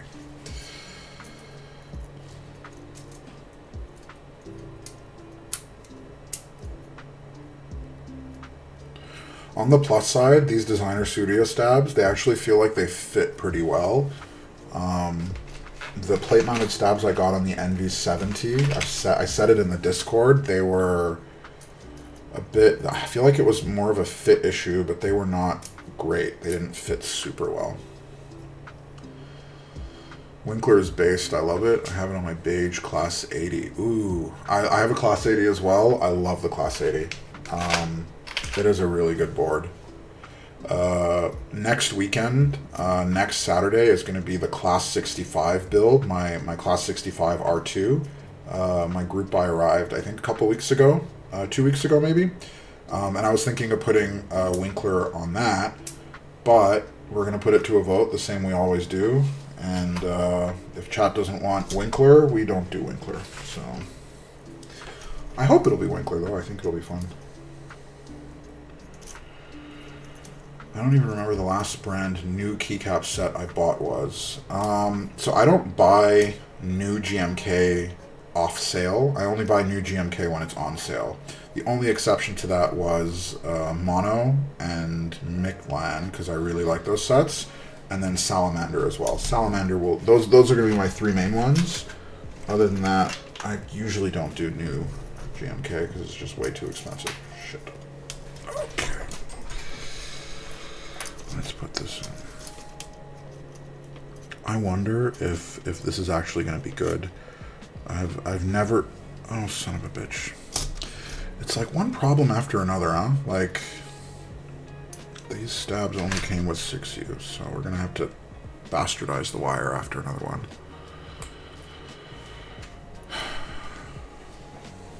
We're just going to steal the 7U that we already tuned. Although, you know what? I kind of feel like it's asking for trouble to use the 7U out of the GDK, but whatever. Oh, you know what? No. No. I'm not going to do that. Let's grab a 7U.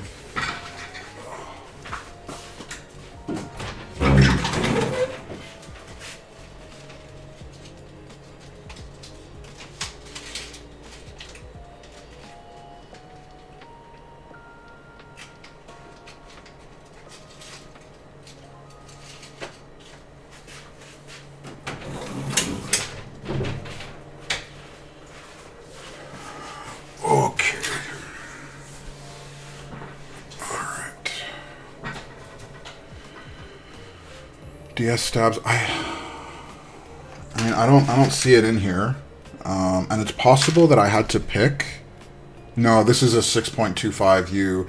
So when I first got into the hobby, almost a year ago now, I didn't actually even know the difference between PCB and plate mount. I thought on any board you could choose whether it was plate or PCB, and I didn't know the difference. And so I thought, well, hell, I'll get plate mount. That sounds easier. And so that's what I did. I got plate-mounted stabs because I thought it would be easier to use. And I got a bunch of them because I decided I was going to be a plate mount guy. And then I realized that most boards in the hobby don't actually even let you use on the custom side plate mounts. It's all PCB mount. And at the time, I was also more of a 6.25 person. I didn't convert to 7U yet. And so I have a little thing full of plate-mounted stabs. I have like 3, 4, 5 of them. Plate-mounted stabs that I bought over almost a year ago that I just ended up never using because I realized that plate-mounted stabs are usually not the way to go. And this set of Designer Studio stabs is from that initial purchasing spree all that time ago. Which is why I have a 6.25U Designer Studios plate-mounted stab thing.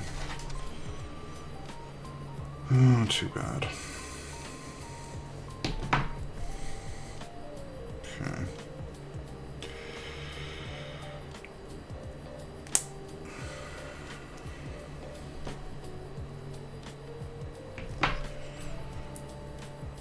Is this the right way? Yes, it is. Okay.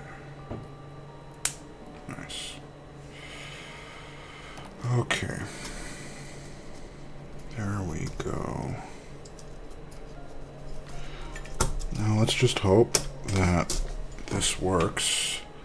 If we put this thing together, and I have a feeling it's going to sound like shit because of the stabs. I think I rushed the stabs and I got impatient, and I have a feeling it's not going to sound good, and that's going to be frustrating. But this is what it is. If I have to do a rebuild during the week, I'll do a rebuild. Plus, you know what? When I get the whatever, the new plate, assuming they send a new plate, whenever that comes through, let's do it this way. Okay. At least you have some. I don't have any. If I needed them for something like this and didn't have any, it would make the experience that much more frustrating. Yeah, exactly. That would be... Actually, yeah, you're right. Because what I've heard from people on the server is, on the Unikey server that got this board, is that basically what they've been doing is just taking a single plate-mounted stab in the enter. And I imagine that would actually be pretty frustrating. Imagine you didn't have a plate-mounted stab.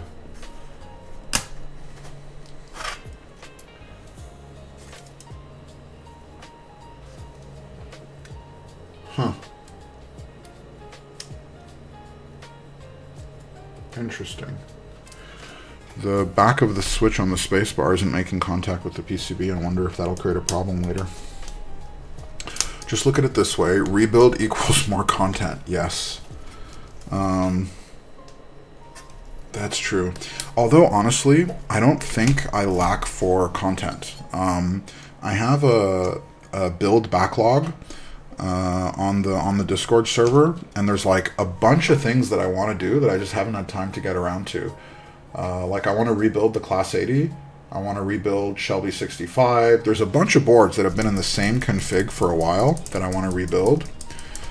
And I just haven't had time to do. So, where's the case?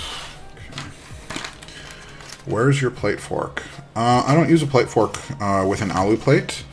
I just support. So with an alu plate, I don't actually think, if you know what you're doing, I don't think it's necessary. Plus, if I do end up, you know, pushing the hot swap socket off the back, I can just solder a replacement back on. That has happened to me a couple times, but usually with alu plates, I find myself kind of okay. So usually what I'll do with an alu plate is I'll kind of support the plate and I'll support the socket. I'll kind of push it through, and there you go. So I'll kind of do it like that. And then once you get the corners in, you kind of don't really need to. So it's like, so basically I kind of do it like this. I don't know if you can see, but I'll support the back and I'll kind of support the plate with my finger, and then I'll kind of push it in like this. And then once you get a couple of them in with an alu plate, you kind of don't need to worry about it anymore in terms of the space, because the alu plate is fairly rigid. Although with this one, it does feel a little stiff, and when it feels stiff, I'll support the socket every time. Yeah. I do have plate forks back here, though. Like, I got that guy for my Neo board. I just don't like to do it, use it if I don't have to. I need to send you a big-ass plate fork. It's 10 switches wide. Holy crap. I do have a 3D printer, by the way. If you wouldn't mind, if it's, I don't know if you're comfortable, but if you wouldn't mind sending me a file, I can probably just print it. I actually think I've seen a picture of that plate fork on the dad pad. It was pretty big.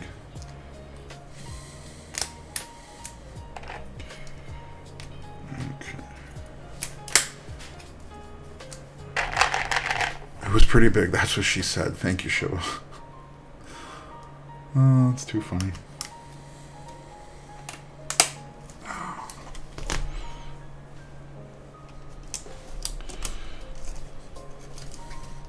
Did you, so one thing I wanted to talk about very briefly, we're gonna do we're gonna do another giveaway on the server pretty soon. This one's gonna be a little bit smaller than the last one. After I started streaming, I sent a message out to some of the Canadian vendors that I know, just letting them know, hey, I started streaming, and sending them invites. I'm on good terms / friendly with most of them. Mechland, however, I think he has a day job that he's pretty busy with, so he's not super active on Discord. So he actually replied to me like, whatever, a couple days ago, like I was already 2 weeks into streaming, and he said, wow, that's great news. Congrats, I'd love to send you some switches to try out. And so I asked him, I was like, hey dude, that's great, that's awesome. How would you feel about doing a giveaway with the same switches instead? And And then he said, oh yeah, I'd love to do a giveaway. But would you, I can send you the switches as well. And I was like, okay, sure. So, so we're going to do another giveaway. This one is going to be sponsored by Mechland. It'll be for a set of 90 switches, and it will be the HMX Black Cats. They're a new tactile that Mechland has. And so I think we'll launch that in the next week whenever I get it. And it'll probably be the same. I don't know. So here's the thing, right? So the last set of giveaways that we did was that sort of secret word, not raffle, but like the sort of secret word on the server giveaway. And I thought it was a lot of fun. Like just kind of seeing everyone try to guess the word. It kind of felt like a bit of a scavenger hunt. And I'm not personally super into just raffle style giveaways, mainly because it's not fun.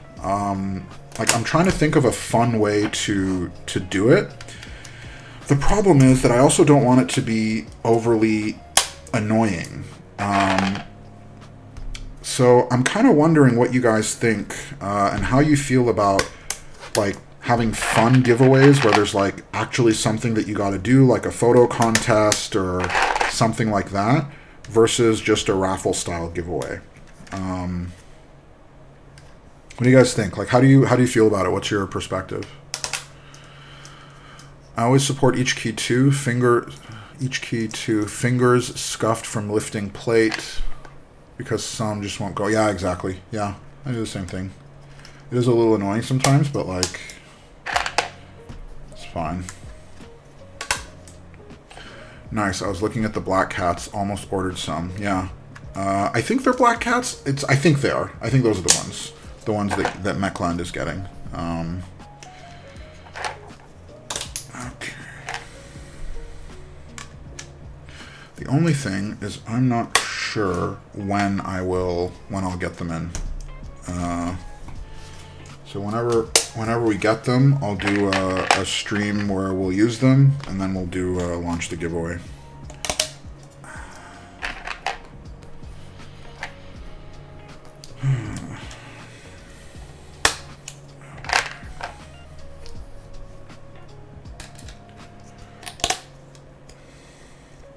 I'm hoping that even after all this, that this board will actually sound good.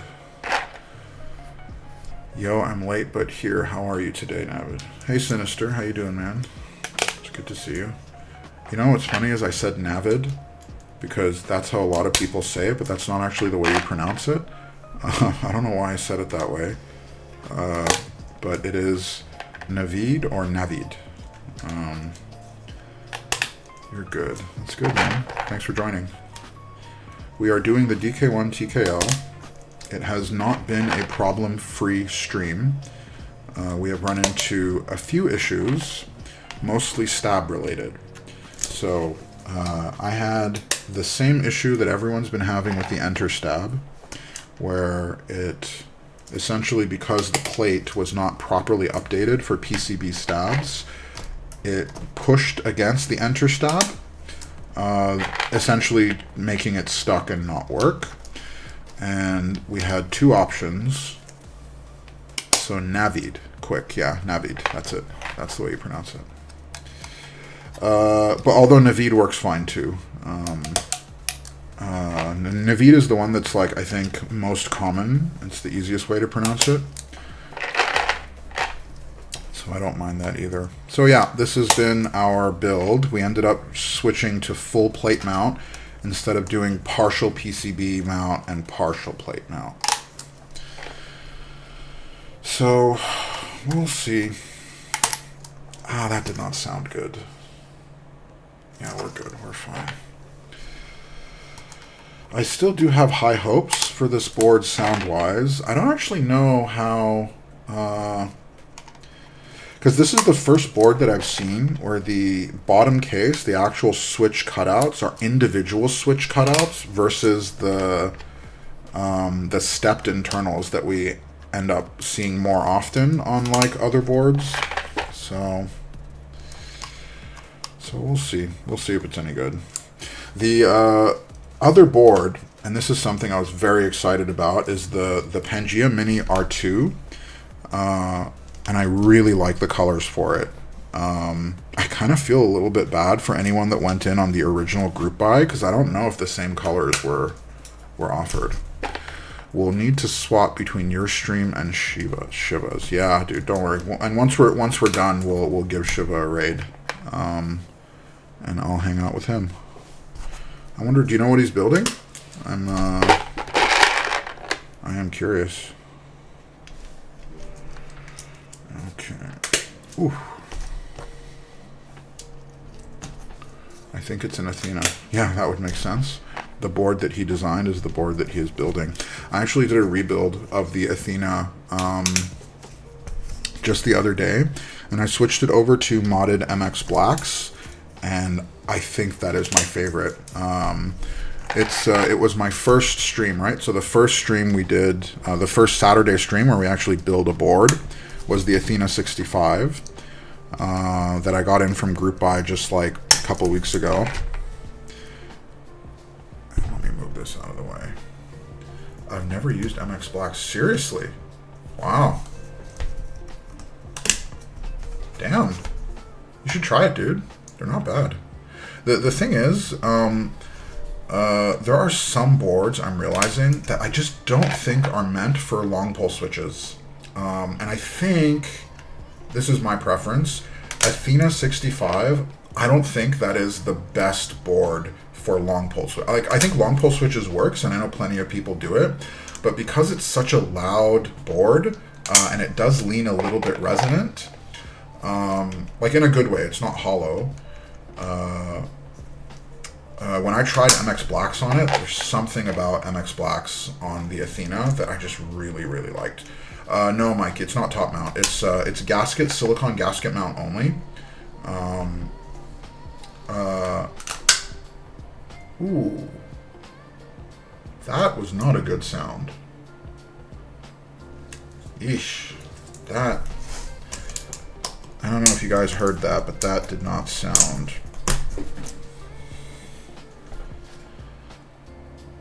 No, that was fine. I don't know where the crunch came from, but I don't know if you... Did you guys hear the crunch?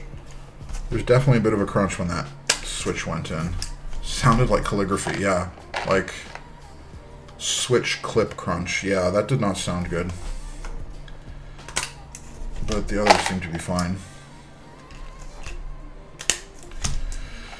So we have two options in terms of mounting for this board. There is a plate mount option and a PCB mount option.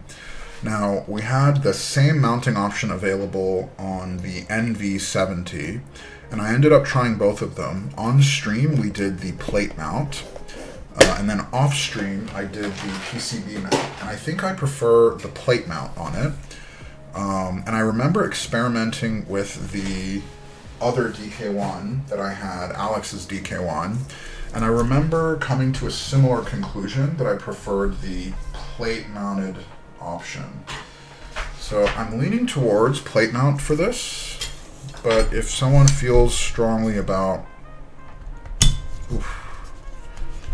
trying a slightly different option, we will do it. Okay. These are the screws. Okay, let's do this.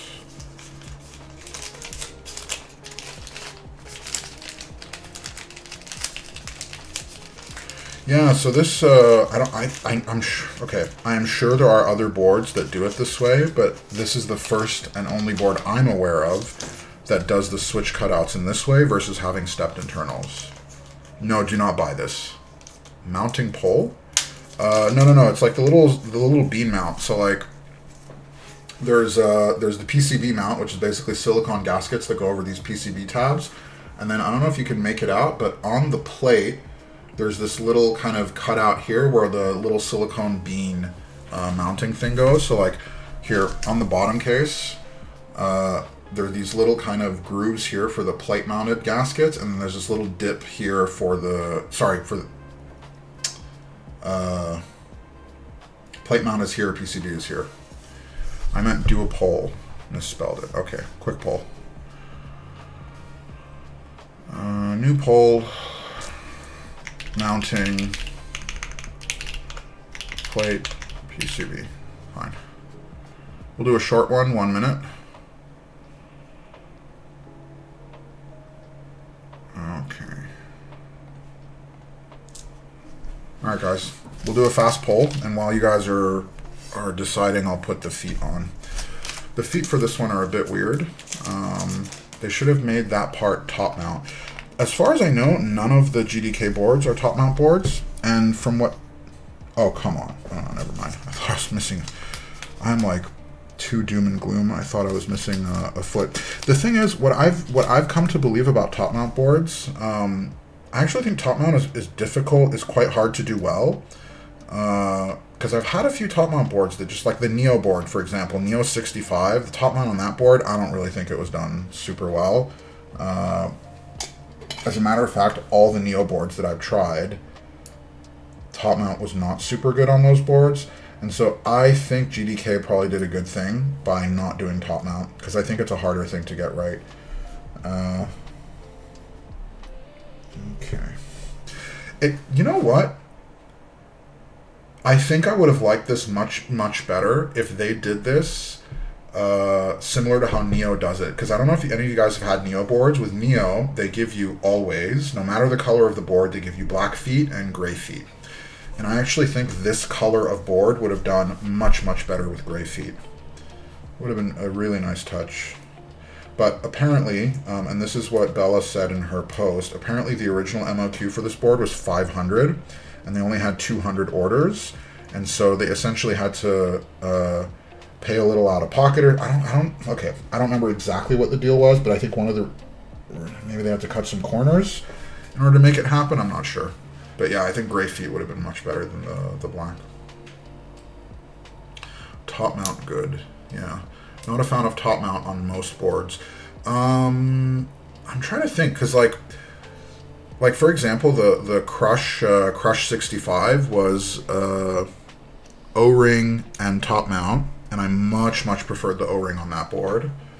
The two In Studios boards that I have, the Flow At and the Parabolica 60, both come with a gasket mount. The Parabolica, by the way, which is this board right here, this is the Parabolica, comes with Geon style tadpole and top mount, and the top mount is by far my favorite. Like, it is amazing. Same with the Flow At board. Comes with a gasket mount and top mount option. Oh, I fucked up. Oh. Okay. Who knows the boo-boo? I fucked up real good, guys. You know something I had an idea about? Like, what if there was an add-on gasket mount? So just like the PCB snap or the key snap, you make something with a hard clip in that allows you to change any O-ring plate and PCB ability to do gasket. That'd be pretty cool. Like, I love the way I fucked up is with the feet, because 2 of them are thick and 2 of them are thin. So if you can tell, I put the thick ones here, and I put the thin ones here. That's my fuck up. And the problem is I don't actually know which goes where.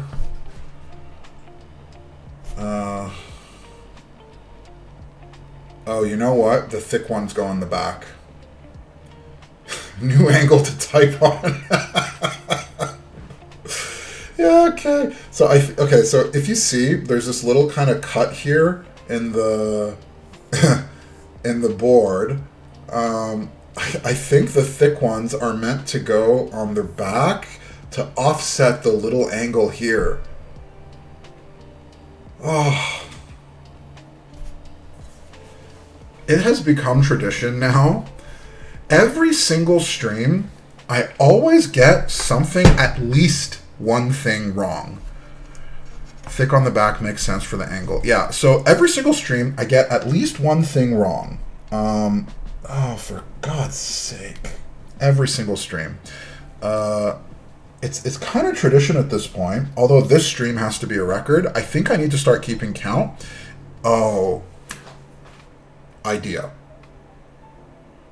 Just give me a thumbs up or thumbs down. Okay. We do a betting pool. Okay. Okay. Hold it. So I said, for those of you that joined recently, I said maybe 20 minutes ago, something like that we're going to do a giveaway on the server. Mechland is going to be sending me some switches, small giveaway, 90 switches, HMX Black Cap tactiles. And the way we did giveaways in the past is we had the whole scavenger hunt thing and blah, blah, blah. What I'm wondering is if for the next giveaway, we do a betting pool. How many mistakes I make in stream, and the winner of the giveaway is the person that guesses closest to the actual number of mistakes. Because these days, it's trending higher than just one. And it has always been at least one. So that is what I'm thinking. I am personally not the biggest fan of just raffle style giveaways because I think they're boring. And I want it to be fun. And I like giveaways. I want to do them frequently. But I do not want boring raffle giveaways. I want to have fun giveaways that are like little games that we play and then you get to win little prizes. Because I think that's fun. And I want to have a bit of fun while we do this. Thick on back, yeah. Glare TKL 65. Spider was good top mount. Oh, I actually heard Spider sounded pretty good. Old Matrix boards I heard sounded good too. I have 2 Spiders. Did not like them top mount. Interesting. Oh, interesting. You swapped them to PCB snap. I heard this. Honestly, I heard the Spider was good. I heard the Spider was very good on top mount. Also, I was not paying attention to the poll. View results. Plate 1. Okay, so we go plate.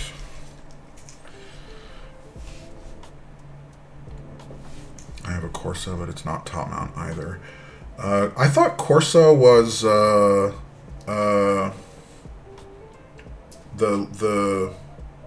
I don't know what you call it, but their little FR4 leaf spring thing. I thought it was only one mount. I didn't realize Corsa had multiple.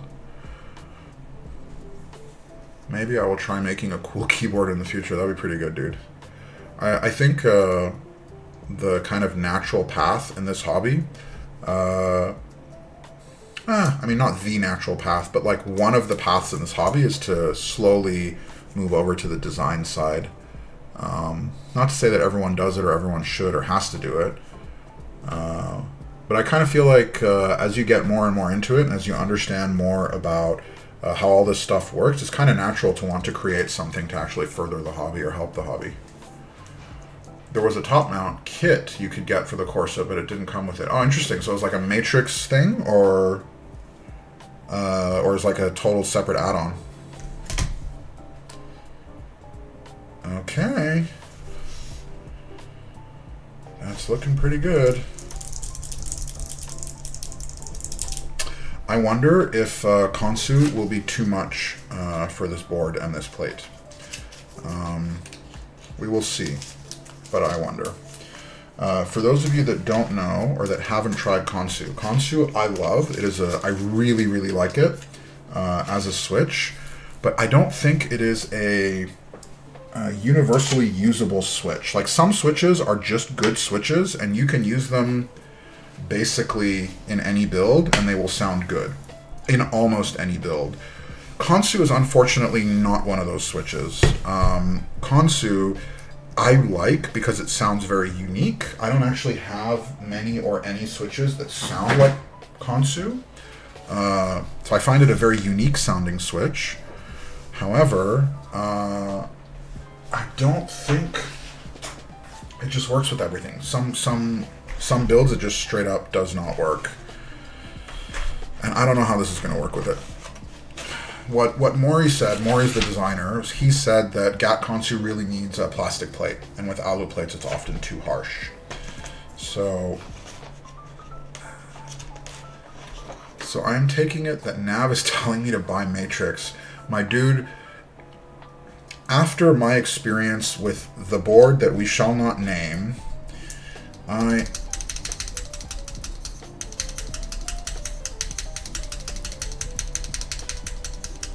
yeah, the noose.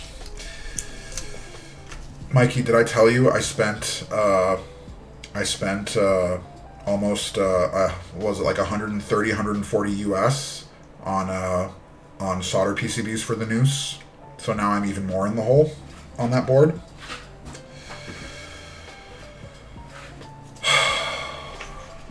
Yeah, the space bar. So the problem is, Mikey, that because I messed up a little bit with the, the stabs and all that, because of that, we did not actually lube these stabs. I just put a little bit of grease on the wires just because I'm a bit tired and lazy right now.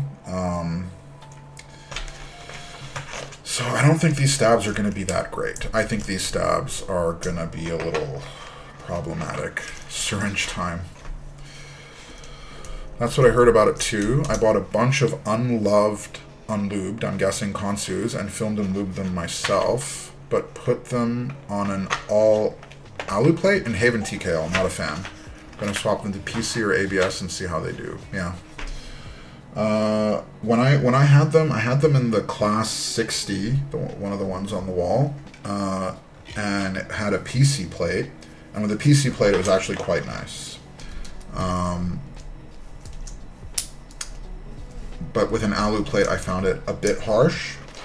I'm wondering though, because this thing has such a thick brass bottom, if the brass will potentially offset the harshness a bit. I'm not sure, but we will see.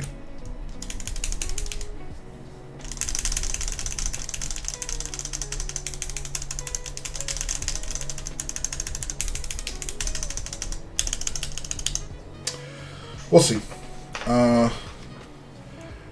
Because when I first built the NV70 with Nixies, and when I first heard it, we did the little 3-key test, the little tap, tap, tap. I wasn't the biggest fan, and I initially thought, man, what if this board doesn't sound good? I don't like the way these 3 keys sound. But then when I actually put it together in a build, it was very nice. Like when we actually did a proper type test on it.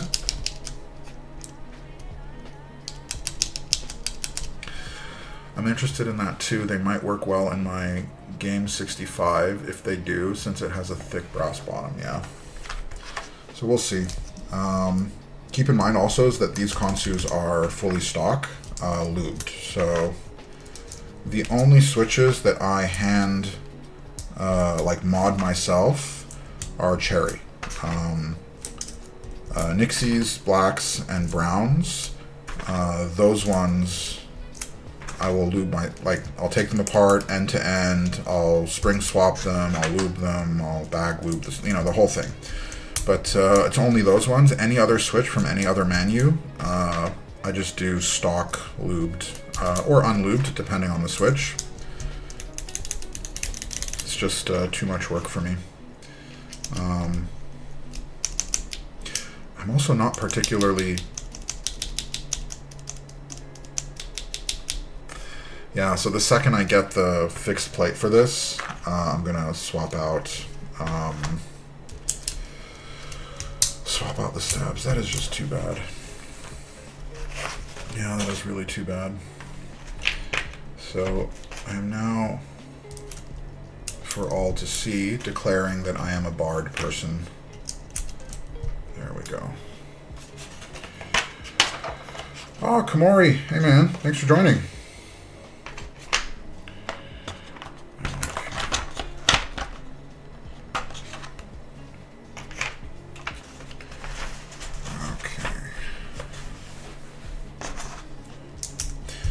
I am actually not sure how this is going to look. It's funny because this board is the board I got Lime for.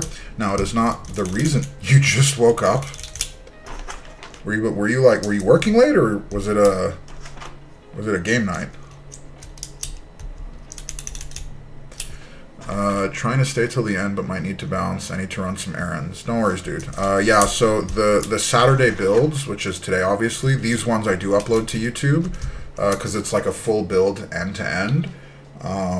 The weekday unscheduled builds I do not upload to YouTube, but they're all scheduled for. They're all automatically all uploaded to Twitch. So all of them will be on Twitch for the 7 to 14 days that they're on. And then the Saturday builds where I do full board builds, we do upload to YouTube. Thanks for staying, man. I really appreciate it. Okay. So, it is not the only reason I got Lime. I got Lime because it was $30 off Drop.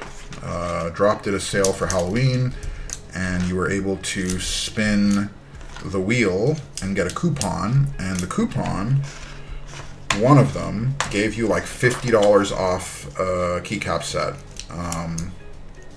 And so, I don't know if I should say this, but I got a little obsessed with it, and I created like, and so I have a bunch of different emails, like a bunch of different emails.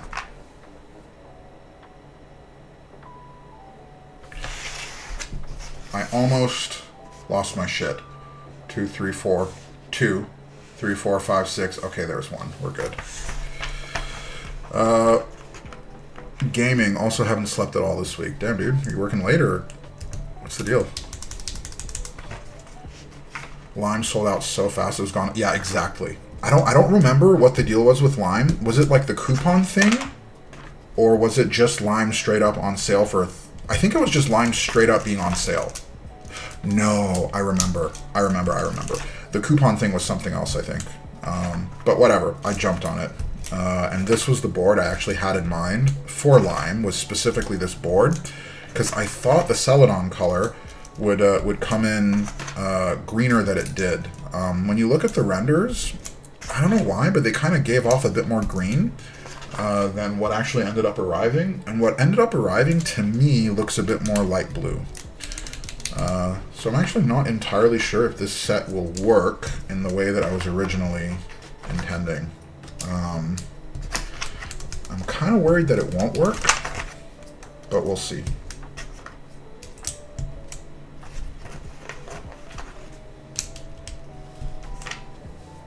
Okay.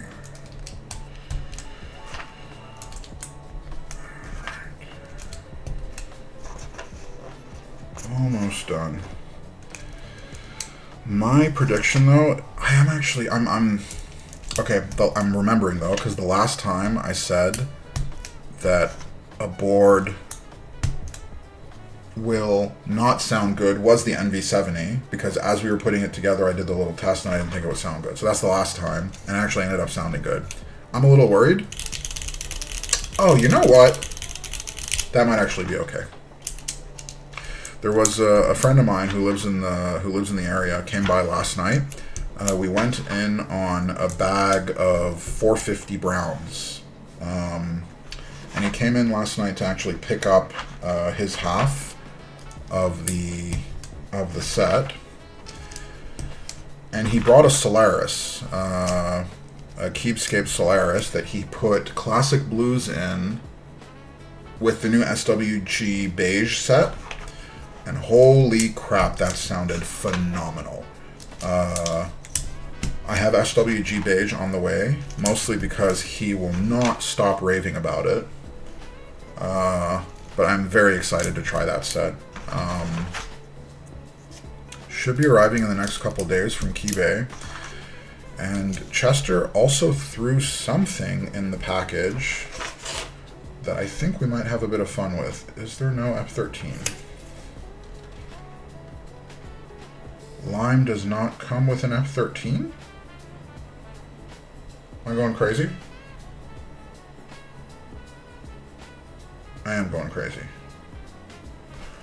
No F13. Huh. Alright, let's see if we have something that will go. Hold on a second. I'm waiting for Chester to get all the SWG kits in. So I asked him about it, Elquan, because I specifically asked him about Tulip, and he has it on order. And he said it's coming in after Chinese New Year. So he said around March for the restock of beige and for the Tulip kit. Okay, let's see. Yeah, one of my friends also asked about it. Why no Nimbus? I think he also is getting Nimbus, Mikey, but I'm not sure.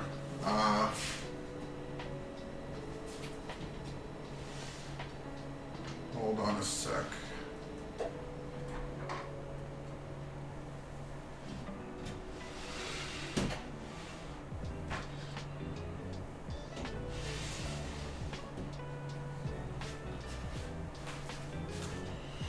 Okay, so the options are these guys, or I can bust out some re-legendables.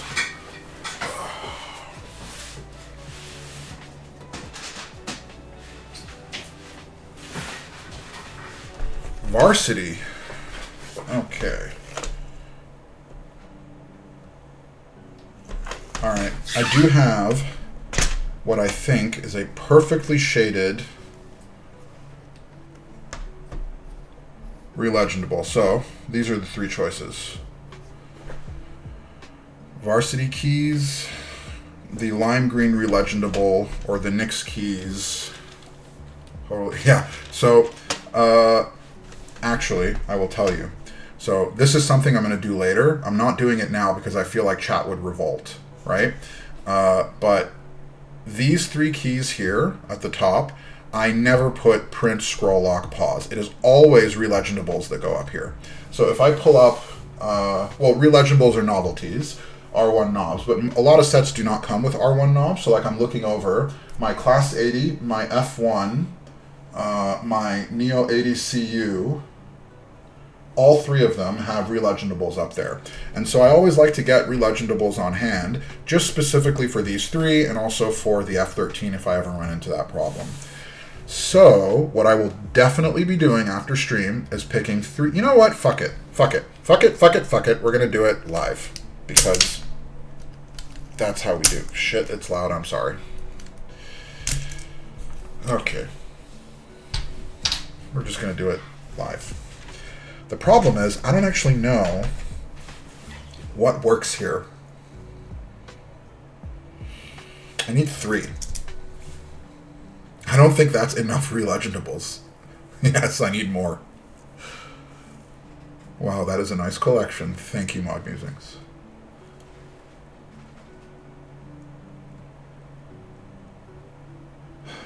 The three you laid out work there. These three here? So the problem is I need four. I need three for the cluster up here, and then I need one for the F13.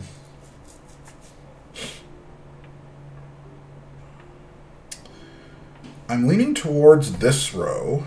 Shit, you guys can't actually see this. Hold on. Where did you get them?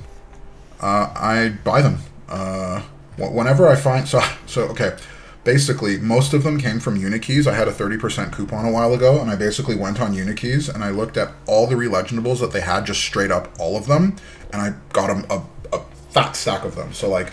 Some of these are from, so like these guys here in the corner are from KKB, the Time one. The one based on the TVA, the Time, you know the one.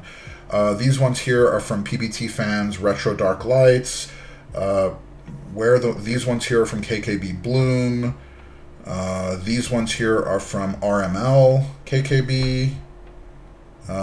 These ones are from RWB, these, you know, whatever, right? Like, I'll just, Sacred Timeline, that's the one. So I'm thinking about this row here. It's slightly bluish, but I think it will actually work. Shit. Okay. Hold on. Bit too much. Let's do this. I will move this here.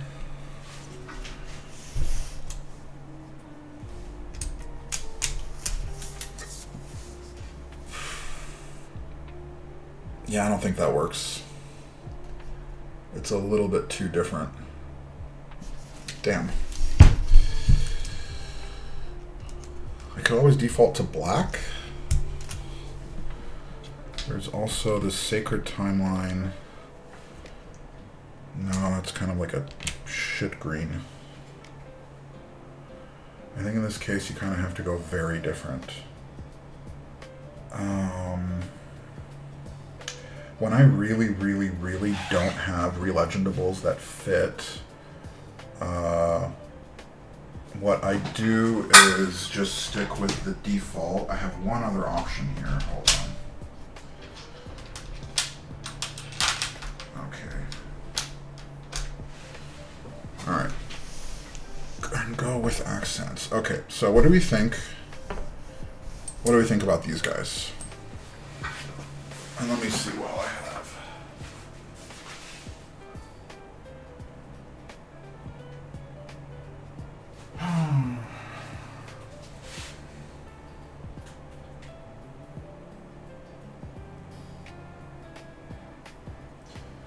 Yeah, I think these are the options. Go with the accents. Yeah, I think you get the green, the 2 blacks, and the cute for the F13. Top 3 artisans plus the silver one.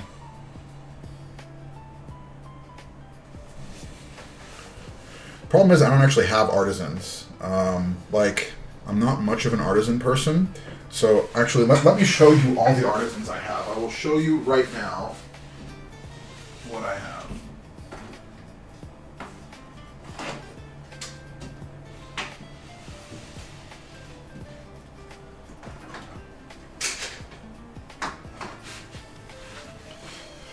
Okay.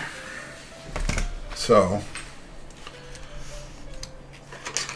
this is literally all the artisans I have is right here. So I have, let's do this. Here we go. This is basically everything. This is all there is. So I have these little like kind of zinc. This is meant to be an arrow cluster, so it's like these kind of little game whatever themed things. This I don't think will work at all, so we'll put this aside. And then we have Pokemon Gengar and like kind of a weird kind of Darth Vader-y looking dude. I mean, it is Darth Vader. I don't think either of these will work. And then we have these guys.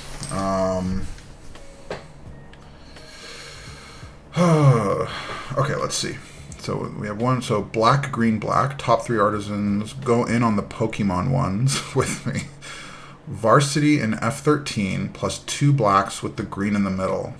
That could work. I'm thinking getting a bunch of Pokemon artisans. The one with the Pokemon showing inside the keycap. I'm honestly, dude, artisans are just, they've never really been my thing. I don't have anything against them. Like this varsity one, by the way, I actually won off the dad pad. I won it off Bokeh Bob in the giveaway that he ran on the dad pad server. So,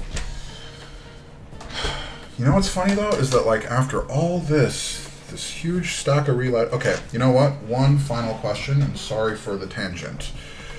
For the relegendables, we have a few different black options.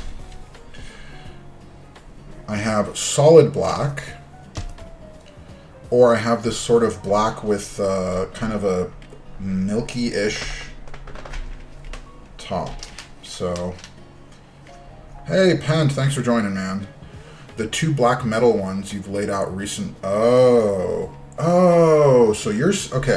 I misunderstood. So you're suggesting like this, correct? Is this what you're suggesting? Yes. You don't think the inconsistency between these two would be weird? Because like it does have a little pattern on both of them. Well, okay, fuck it. Let's try it. Whatever. Exactly like that. So it's funny, right? Because I work in marketing, but I am more on the strategic side of marketing.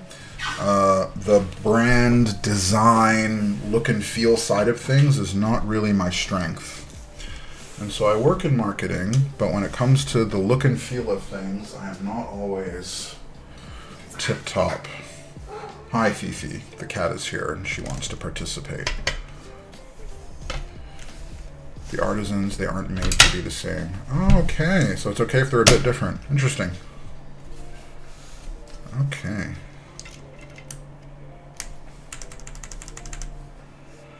Okay.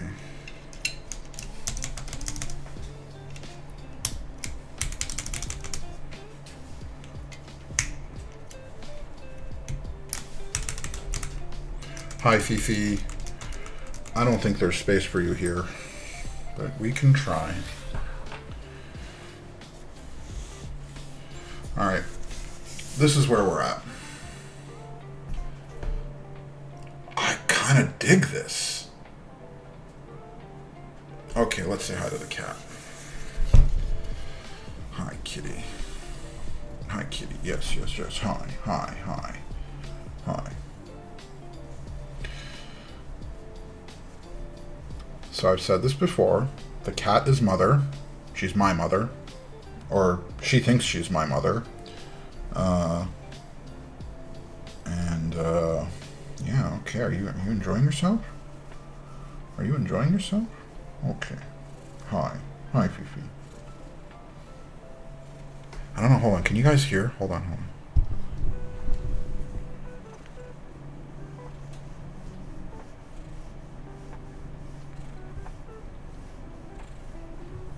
Can you hear the purring? Purr, yeah. That's okay, Fifi. It's okay. It's okay. So yeah, Warfinger. This looks good, right? Guys, I think lime was the pick. Now, we do have a... I don't want to do this now, but... I actually think the PVD looks better. We do have a badge option. So there's the Stonewash badge versus the PVD badge. I think PVD actually... Actually, I like the Stone badge too. Stone looks good, yeah. God damn, okay. Let's do a fast Stone swap. I'm just itching to see how this frickin' thing sounds. Okay. Okay, it looks like it'll be pretty fast. Alright, we'll do a swap.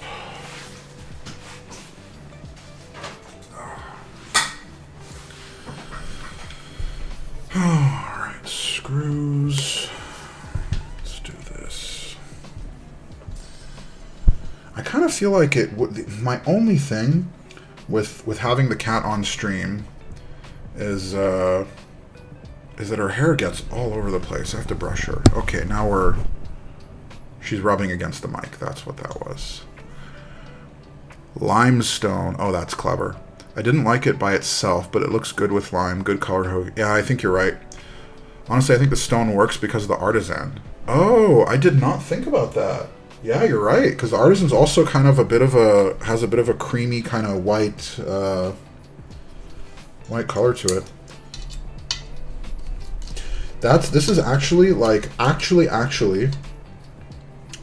not to say that it is my favorite, but one of the most enjoyable parts of streaming. One of the most important enjoyable parts of streaming for me is the parts where we actually kind of like, I don't know, vote and discuss on what goes into the actual build. And I've noticed is that the builds themselves have always come out better than if I was to do them by myself. And this is what the badge looks like on the inside. So there's like 2 additional screws for this little accent piece here. And it's like, whatever, it's solid metal. I think it's steel, actually. Now, this, on the other hand... Oh! Oh, that is very interesting. I never noticed this before. Check this out. Look at this. So, this badge, right? Like, I wondered, what is the material of this badge? So, okay. First of all, they both have distinctly different weights to them. This one is very clearly steel, right? It looks like steel. It feels like steel, right? This one, I wondered what it was. Keep doing. You're saying it looks like tile. I think this is alu, and I think that it is like there. I don't see any separation. Like, hold on. So It's metal on the back. Hold on. Like,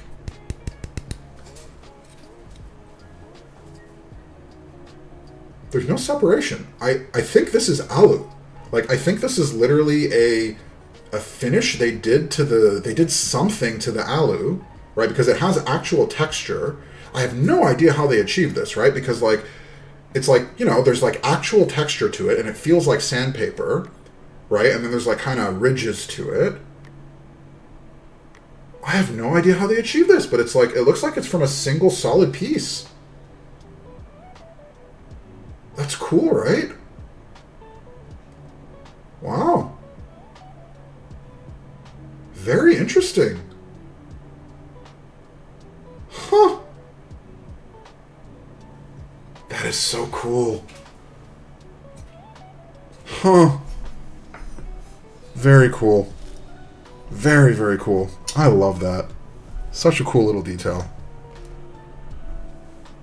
Like, just that little thing, I swear to God, because like I never looked at it this closely with the previous one that I had, right? The giveaway one. I never looked at it that closely. And so I always wondered, like in my head, I was like, I wonder what they make this out of. It's wild. Yeah, maybe they carved it. I don't know. It's so weird. I love it. This is okay. Okay, hold on.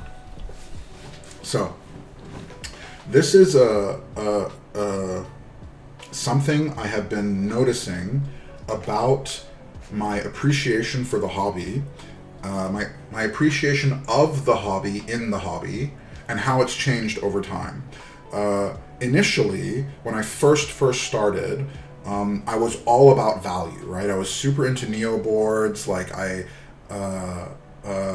I didn't really care about the little details in the boards because I just saw them as a cost driver. I was like, okay, that's just gonna make it more expensive. Who cares? I just want a board that looks good, feels good, sounds good. And my qualification for looks good was very, very simple. And the reason I think about this is because I think about the average sort of path or journey for a new person in the hobby. Like, how do they go from one stage to another? How does a person join the hobby initially with like whatever, right? Neo board, Apple Maker, doesn't matter. And what's the path or journey that they take from there to like whatever, like going from a Neo board to a mode board or whatever, and then ending up at like the Kohakus and the TGRs and like, right, all that. And so I think about that a lot, and I kind of try to think about my own journey. And one of the things I've noticed is that lately especially, I'm starting to pay much more attention to these like small little details that go into boards, and like the thoughtfulness behind the design, or like the thought that goes into the internal acoustics and the sound performance, and like all of that. And I feel like a detail like this, something as simple as this, like whether this was some cheap tile or whatever versus like actually treating the metal, a detail like that I appreciate now in a way that I don't think I ever would have before. And I wonder, do other people go through the same journey? Is that how it works for other people in the hobby, where they also start off with like whatever, more of a Neo, and now you want the Nama. Pent? That frickin' board. That board, honestly, that board, like, okay, offends me is a very strong, like, that board offends me. Like, okay, chill, it's just a keyboard, it doesn't offend me, but like, it offends me.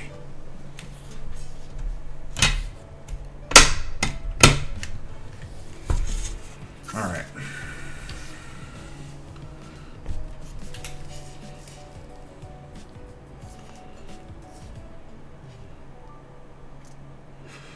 I'm actually not sure about this one.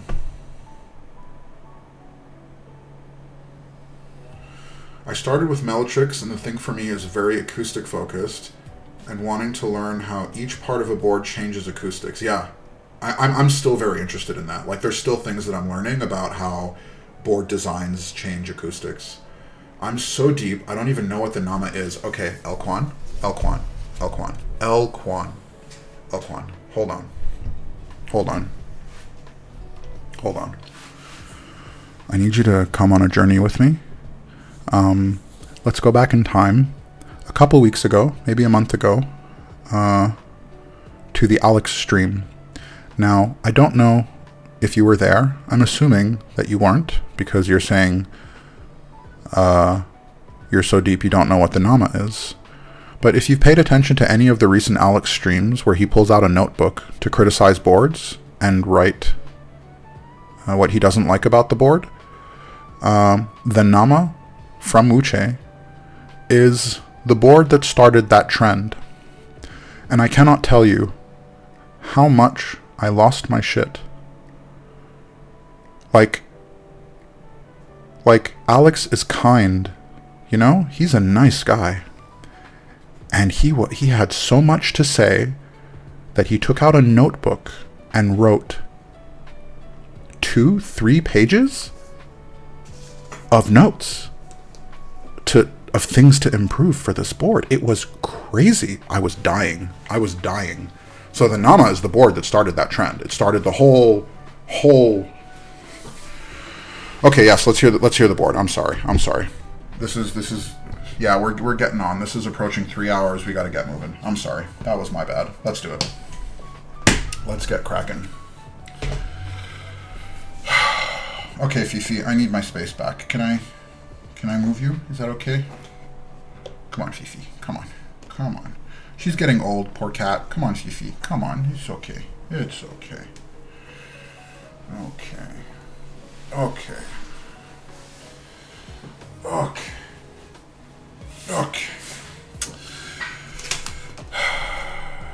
Nav messaged me being like, "Go, dude! Guys, I lost my shit.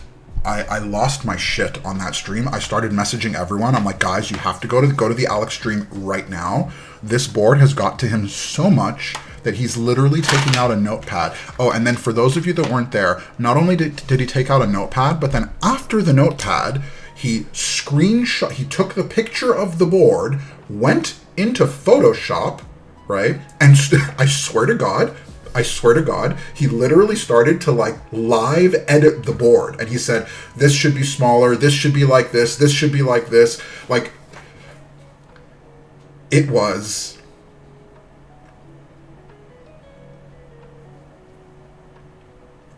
art. I'm just thinking about it. And it was... And look, I'm not trying to be mean. Like, I know that there's a human being that designed that board, and they probably put their heart into it.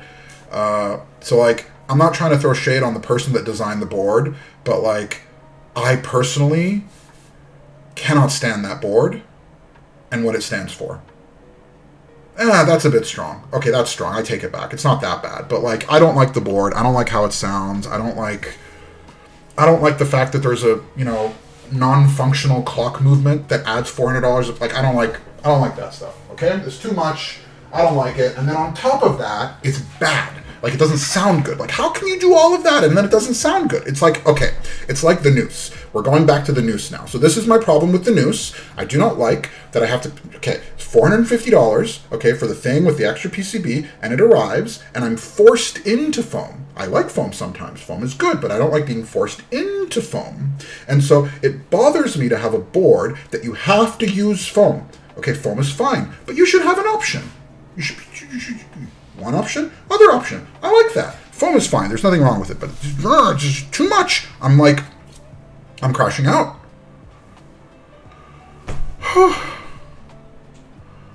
Some designers only focus on looks and then internals last. Okay, so here's the thing though. A board does not have to sound amazing without foam, right? Like, my only point is that it should be usable without foam. The noose, for example, is literally unusable. You cannot, like, I've rebuilt that board 50 times. You cannot run it unfoamed. It's just not possible. Cannot be run. It sounds thin. It's leaky. It's just... I'm going to change the title of the stream, DK1 build, but maybe we talk about the noose again. Okay, so like at this point, maybe it's tradition until I fix it. I'll fix the noose. I'll make it sound good, and then we can put it in the past. And like, it's a very cool board, okay? The little openy thing is very cool, right? It's cool. It's cool. But, okay, sound test. Let's do a sound test. Let's get this thing tested. Ooh. Okay. Okay. So, we found my second trigger topic. The first one is Noose. Apparently the second one is Nama. And if the designer of the Nama is listening, I love you. You're a good human being. Everything's fine. Okay? No hard feelings. If I meet you in person, I'll give you a hug. You know? All good. Okay.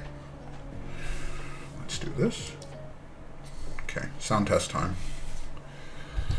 Okay.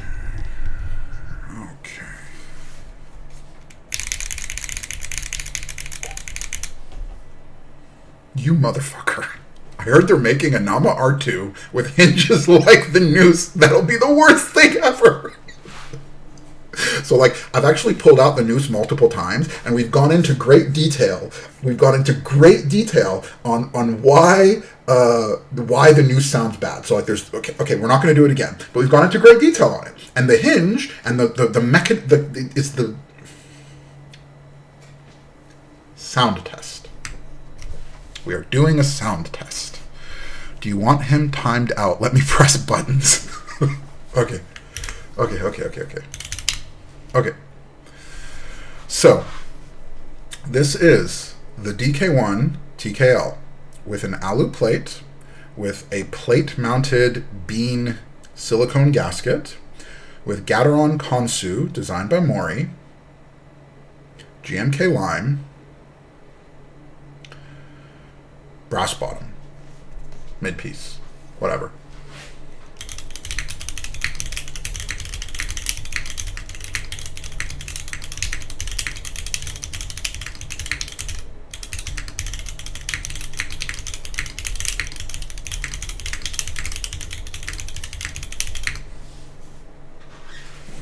Not bad. Okay, I need to do that again. Let's get comfortable. Hold on. Hold it. One more time. We're going to go a little bit longer.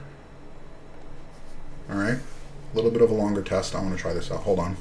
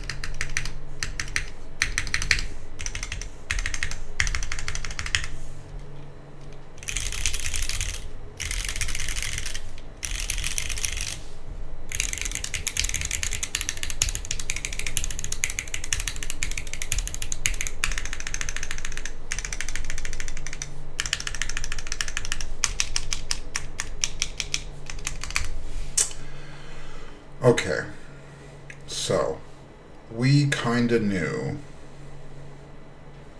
the stabs would suck because they are plate-mounted stabs that I did not lube. We were a little bit towards the end of things. We didn't lube them. The rest of it, though, I'm okay with it. I kind of like it. Let me do one more. Just it won't be as long. Let me do one more. Hold on.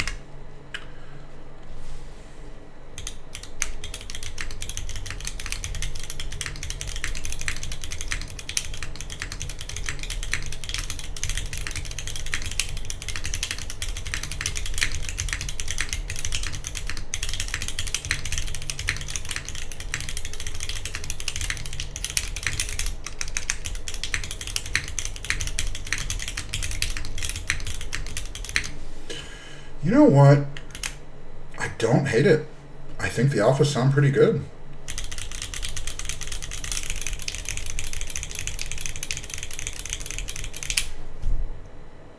Man, my consoles don't sound like that. Yummy. Yeah, I mean, these are the stock ones, right? I think you hand lube them, so maybe they're a bit more chill. I don't even hate the spacebar, actually. Like, I don't mind it. I think once I get PCB, okay, when I get the upgrade, if and when, eventually, I mean, okay, look, whether they provide it or not, they're going to have to do a plate file. And so for sure at some point I will get an updated plate that allows for PCB mounted stabs. I'm almost certain that with PCB mounted stabs, these stabs are going to sound way, way, way better. I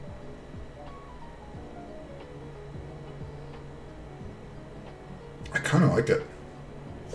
It kind of sounds like a MX switch in the board. Yes.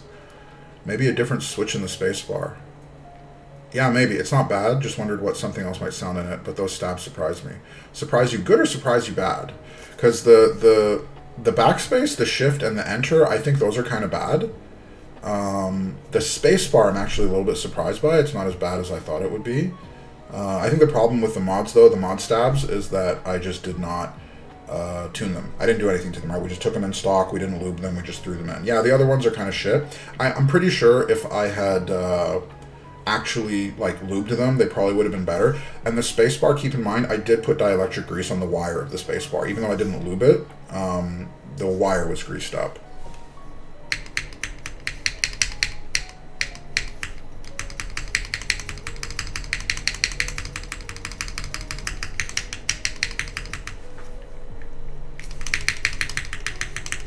Yeah, not bad. Begins to take out the notepad. Do you think... Okay. Hold on. I'm willing to try another switch. You want to try Sonya in the spacebar? Let's try that. Okay. Do we want to do Cherry? Just because Cherry feels like it's a pretty standard... Oh.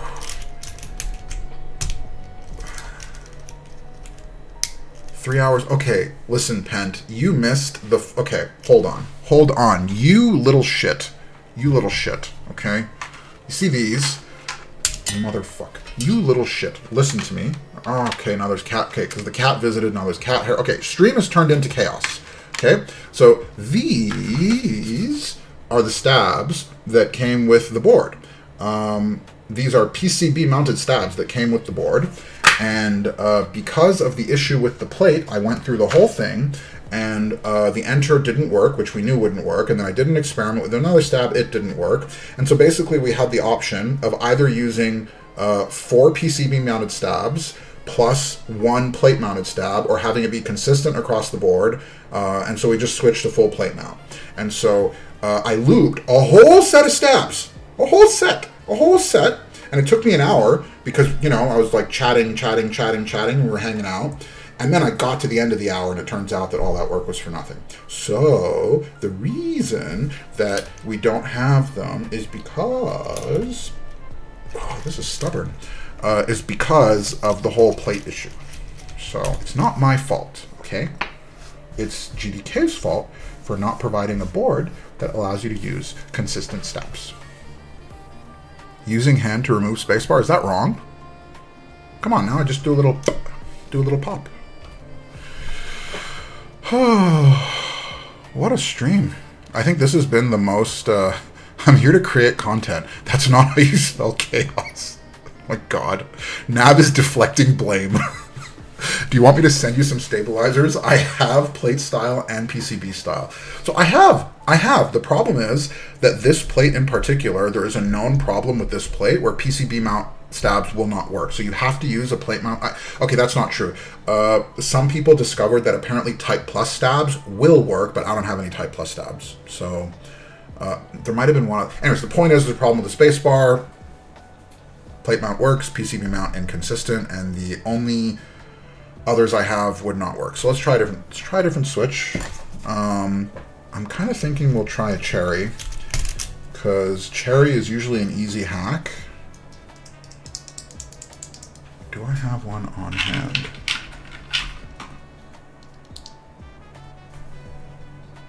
Nope.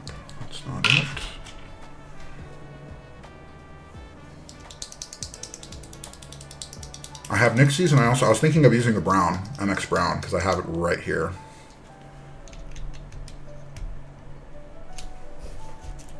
Okay. There we go.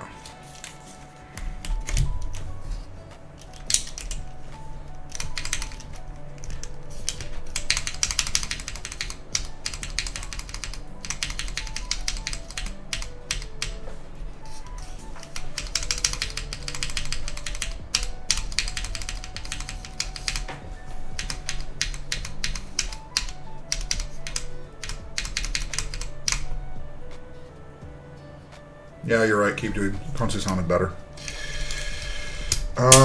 Let's try. Hold on.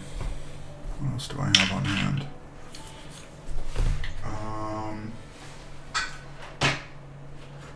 I also have the Gap Pluses.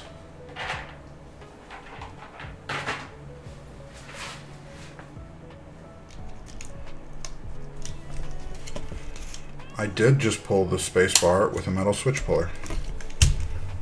You just get around the sides, and you just kind of get a little hook under. That's fine. It's fine. Yeah, it's fine, it's fine.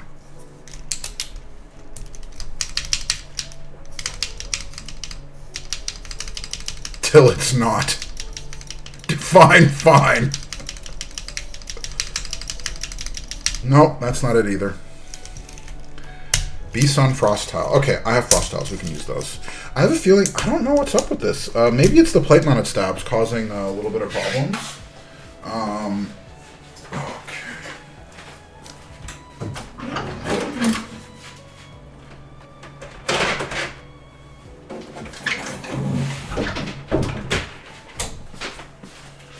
Oh. Do you think the sound is different because the top case is off? That's possible. I do have BCPs. We can try those too. It is possible, but I think the... Okay. It's just the problem is that I want to be able to...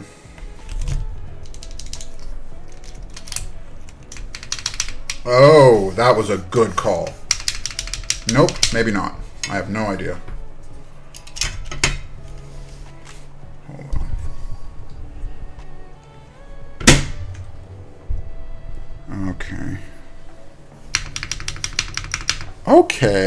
Okay, hold on. No. There's like...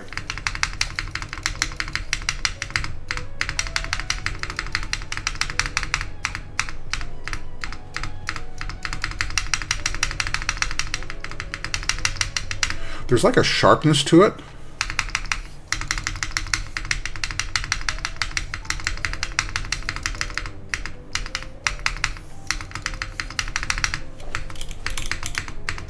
Wait. Let's try this. That's the stab though on the right side.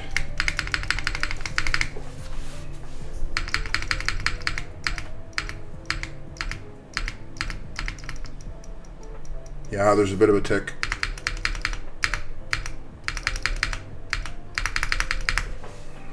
But like, I kind of think this is going in the right direction.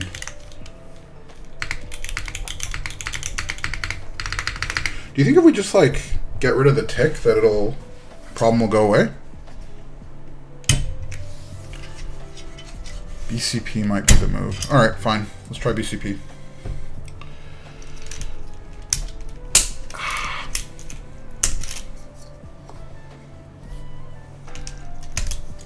Okay. I do have Sanjas. I can bust them out. All right, hold on.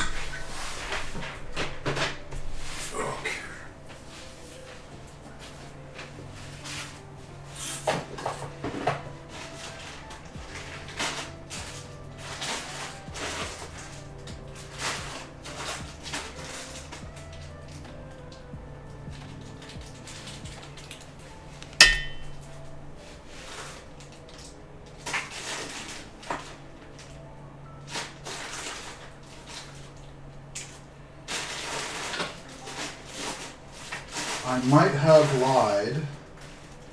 I do have Sanjas. The problem is that the Sanjas are all in use, I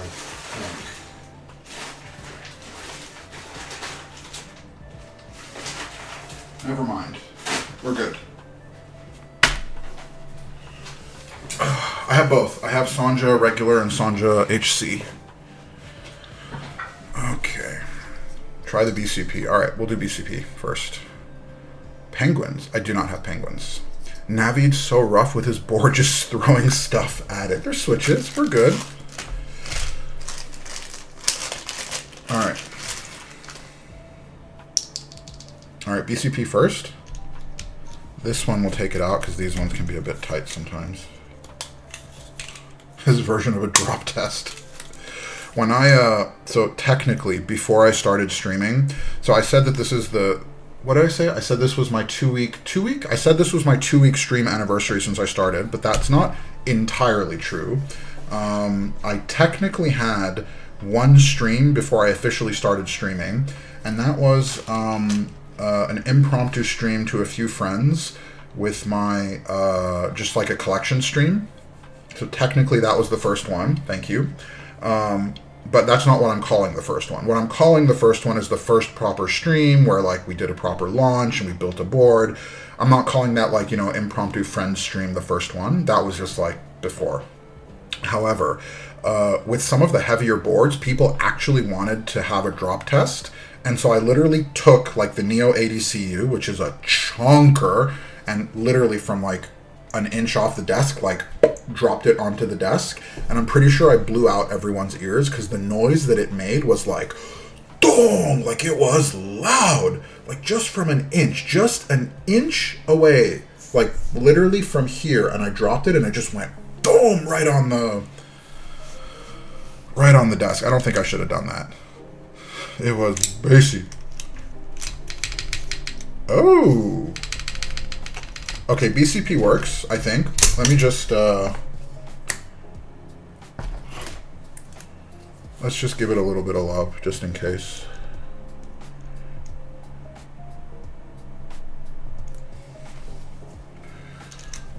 Where is the tweezer? Right, I had 4 Keeb streams up at the same time the other night. It was glorious. Yeah, I saw that screenshot. So guys, I don't know if you know this, but Keeb Dweeb has a special brain. And one of the things that is special about his brain is that he is able to process more than one auditory stream of information at the same time. And so what he does, and he showed a screenshot of this, is he'll have 4 streams loaded at the same time. And I asked him, I was like, oh, okay, so you watch 4, but surely you're picking one for the audio. And he's like, no, I have 2 running at the same time. And so apparently he's straight up able to just straight up process the audio from 2 sources at the same time. And I would never be able to do that. I can do multiple things at once, but I cannot listen to multiple things at once. That was very impressive. And then I asked him, I was like, oh, like that must be really great. It must be like a gift, right? But apparently the downside is that he sometimes also has trouble like switching off when there's too many inputs, which I also get, by the way. But it's like very, very interesting. Okay. Much better. You also had music playing, so 3 audio streams. My mind would actually explode, I fear. Yeah. Okay, whoever suggested BCPs, like, bravo. I think this is it.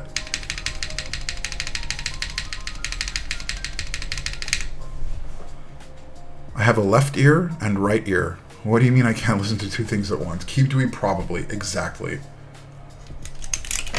Eisenheim, thanks for joining. Hello.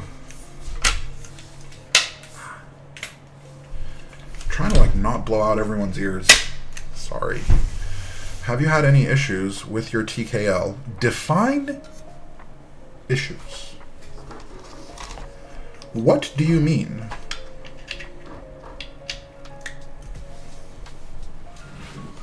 All right, quick sound test. Let's try this.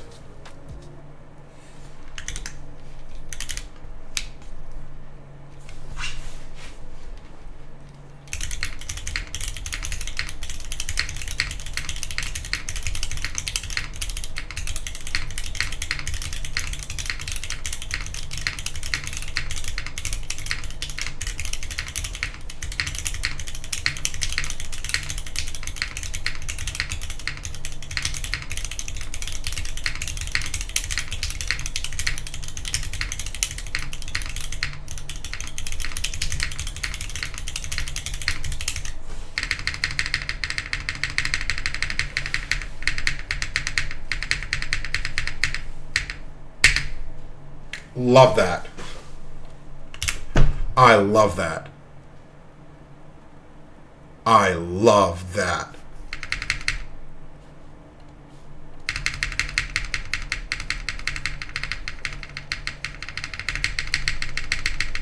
Oh, I love it. No taste test today, Naveed. Sinister. For those that don't know, Sinister loves asking for taste tests, and he always times his taste test requests when the cat is on the desk. This is the first time that he's asked for a taste test with no cat in visible sight. I was worried for you for a while, but now I'm realizing you want me to taste the keyboard, which I object to less.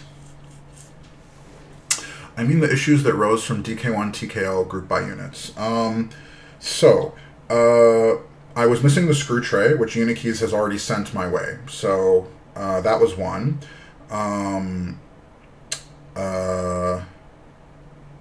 But otherwise, the only other, I had two other issues. The real only issue was the plate issue, which is the enter stab not working with PCB mount stabilizers. So we basically switched the whole thing to plate mount. That was the main issue, and I expect that they will fix it. Like, I really expect that they will fix it. Otherwise, it was fine. Otherwise, everything was good. The board sounds pretty good, looks good. The main issue is the plate issue with the enter stab, which I think, I don't know. I haven't heard anything, but my guess is they're just going to send replacement plates. And if they do that, then everything's fine. The only other problem is that the included stabs kind of suck. The actual included PCB stabs, they suck. They're not great. They needed a lot of tuning. Like, there's nothing wrong with them, but they don't sound good. They needed a lot of tuning. No, actually, I'll rephrase. I tuned them, and we re-lubed them, and they still didn't sound good. So, if you get this board, I would just skip the included stabs and go with your own. Mango, thank you for joining. Welcome. Taste test the cat. It's not me that said that. It's Sinister that says that, and his name is Sinister, so you know you can't trust him. How was dinner, Mango? How was you're going to a new Chinese restaurant, right? Yeah. I support Nav 24/7 in my heart. There we go. He wouldn't stop talking about you earlier. I didn't even mention once. Mikey, we know in your heart of hearts. That's what you were talking about. Disguised as a hater. Who's disguised as a hater? There's no haters here. There's no haters here. While you guys are bickering, I'm going to do one more sound test.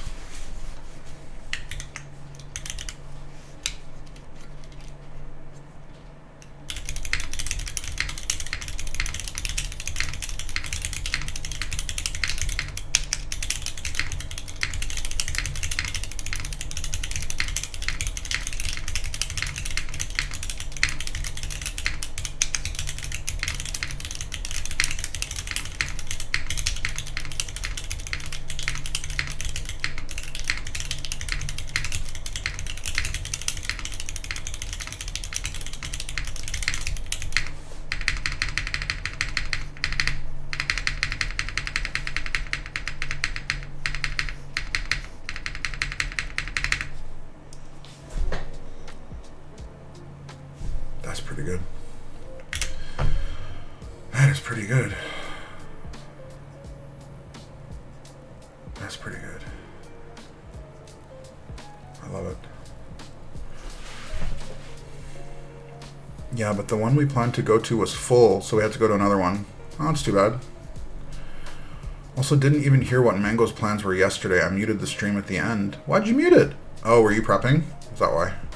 It really does sound good. I think BCP was the right move for the spacebar. The console surprised me. Me too, actually. And honestly, the BCPs, because I think before the BCPs we tried Cherry. We tried like two other switches, and both of them were. I'd given up a little hope. I wonder how much better they would sound on plastic plate over alu. I wonder, actually, because my only other option is carbon fiber, and I think when I do a rebuild, I'm going to have to do the little filey thing on the plates so we can get proper PCB stabs. And I need to add that to the build backlog, actually.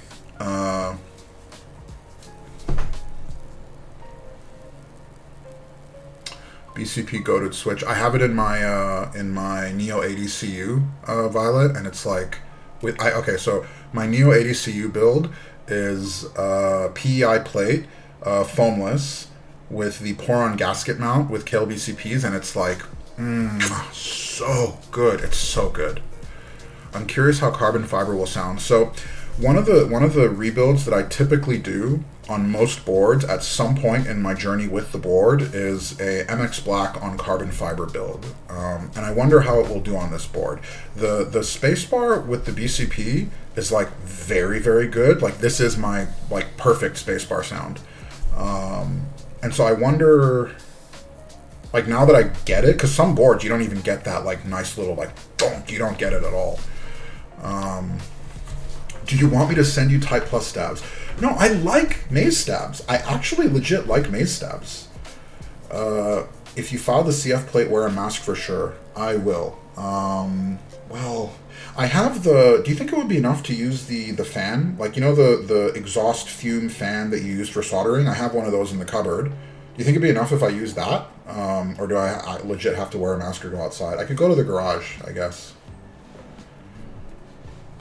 I have my Cappy 60 built with BCPs and Alu, and it slaps. Cappy 60 is one of the boards that I'm, like, not mad I missed, but, like, I would have liked to grab a WinKey version of that board. That is a based build. MX Blacks on carbon fiber. Good. I love, like, carbon fiber with MX Blacks, Browns, or Nixies. Well, not Browns. I haven't tried them yet. But MX Blacks and Nixies are, like, my top. I find the NV70 works well. Yeah, so my NV70 build is with Nixies, and it's very, very, very good. Mikey, the designer studio stabs are the ones that are in here, by the way. They're just unlubed. Wear a mask with carbon fiber. Okay. I'm new here. I'm curious. What are your current favorite keyboard? What's your current favorite keyboard? So I honestly wouldn't say I have a single favorite. But right now, the one that I've been calling my favorite is actually the Parabolica 60. That and the Oblique, I think, are my two favorites. This is my Para 60. Like, the way this board looks is just, I just love it. Like, I just love the way this board looks. And I love how it sounds. It is a phenomenal... You know what? We're here for keyboards, so let's hear how it sounds. Why the hell not? Let's hear how it sounds.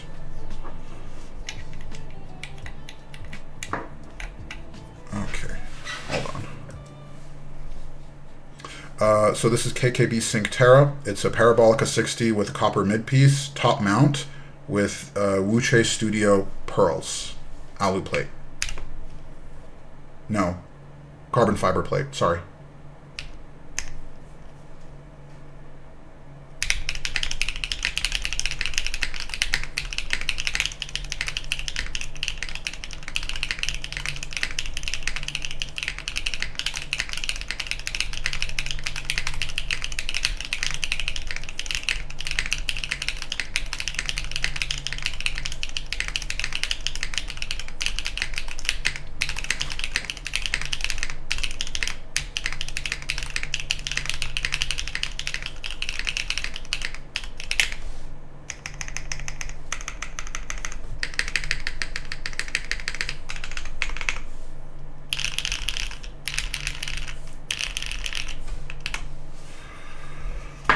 Sounds good. What was the mounting style? Is it foam gaskets? No, so this Parabolica 60 is top mount and tadpole only, and this is currently top mount config. All the in-studio boards that are out, so there's two of them that are currently out, is this one and the Flow At. Both of them have top mount and both of them have gasket mount options, and for both boards, the top mount was by far my favorite. Like by a very, very wide margin. I think they just nailed top mount on both of those boards. Oh yeah, those pearls, by the way, pretty sure I hand lubed them. Oh yeah, these are your pearls, by the way, Mikey, of course. I think I love your space bars, Nav. I don't know if it's my space bars or just the boards that I've been pulling out have good space bars. Thanks for putting up with me. I gotta go hit up UPS before they close. Catch that. We're about to close up. Keep doing. Thanks for hanging out, man. I really appreciate it. Put rollers in my flow at and top mount was amazing, dude. So the flow at that board is like, I love it. It's the top mount on that board is like so bright, but it's like it's not too sharp. And I want to do a rebuild of it anyway, so maybe next stream we'll do a rebuild. Now, I have dinner plans in literally an hour and 10 minutes, so I'm going to have to get going. Let's see who's up for a raid. Okay, so for those of you that were around for my very first build, on streaming, it was the Athena 65, and the designer of the Athena 65 is currently streaming, and I want to go raid Shiva. So I know that NICU is online, but Shiva is one of the sponsors of the channel. He's also a friend of mine, so I want to give him a raid. Now, before I go, for everyone that was here, guys, thank you so much. I really appreciate you guys spending the time here with me, especially those of you that were actually like hanging out and chatting, but the silent ones too. But it means a lot to actually be able to hang out with you guys. This is the reason that I do it, is to like hang out. Like, this is what I like. And the main reason I started was the hanging out. That's what I find fun. So let's get this raid set up. For those of you that don't know, this is our time slot. Saturdays, 1 p.m. Eastern is the time that I'm up. So every Saturday, 1 p.m. is the predictable time that we'll be live. So once again, guys, thank you so much. And next week, Saturday, 1 p.m. will be the Class 65 R3.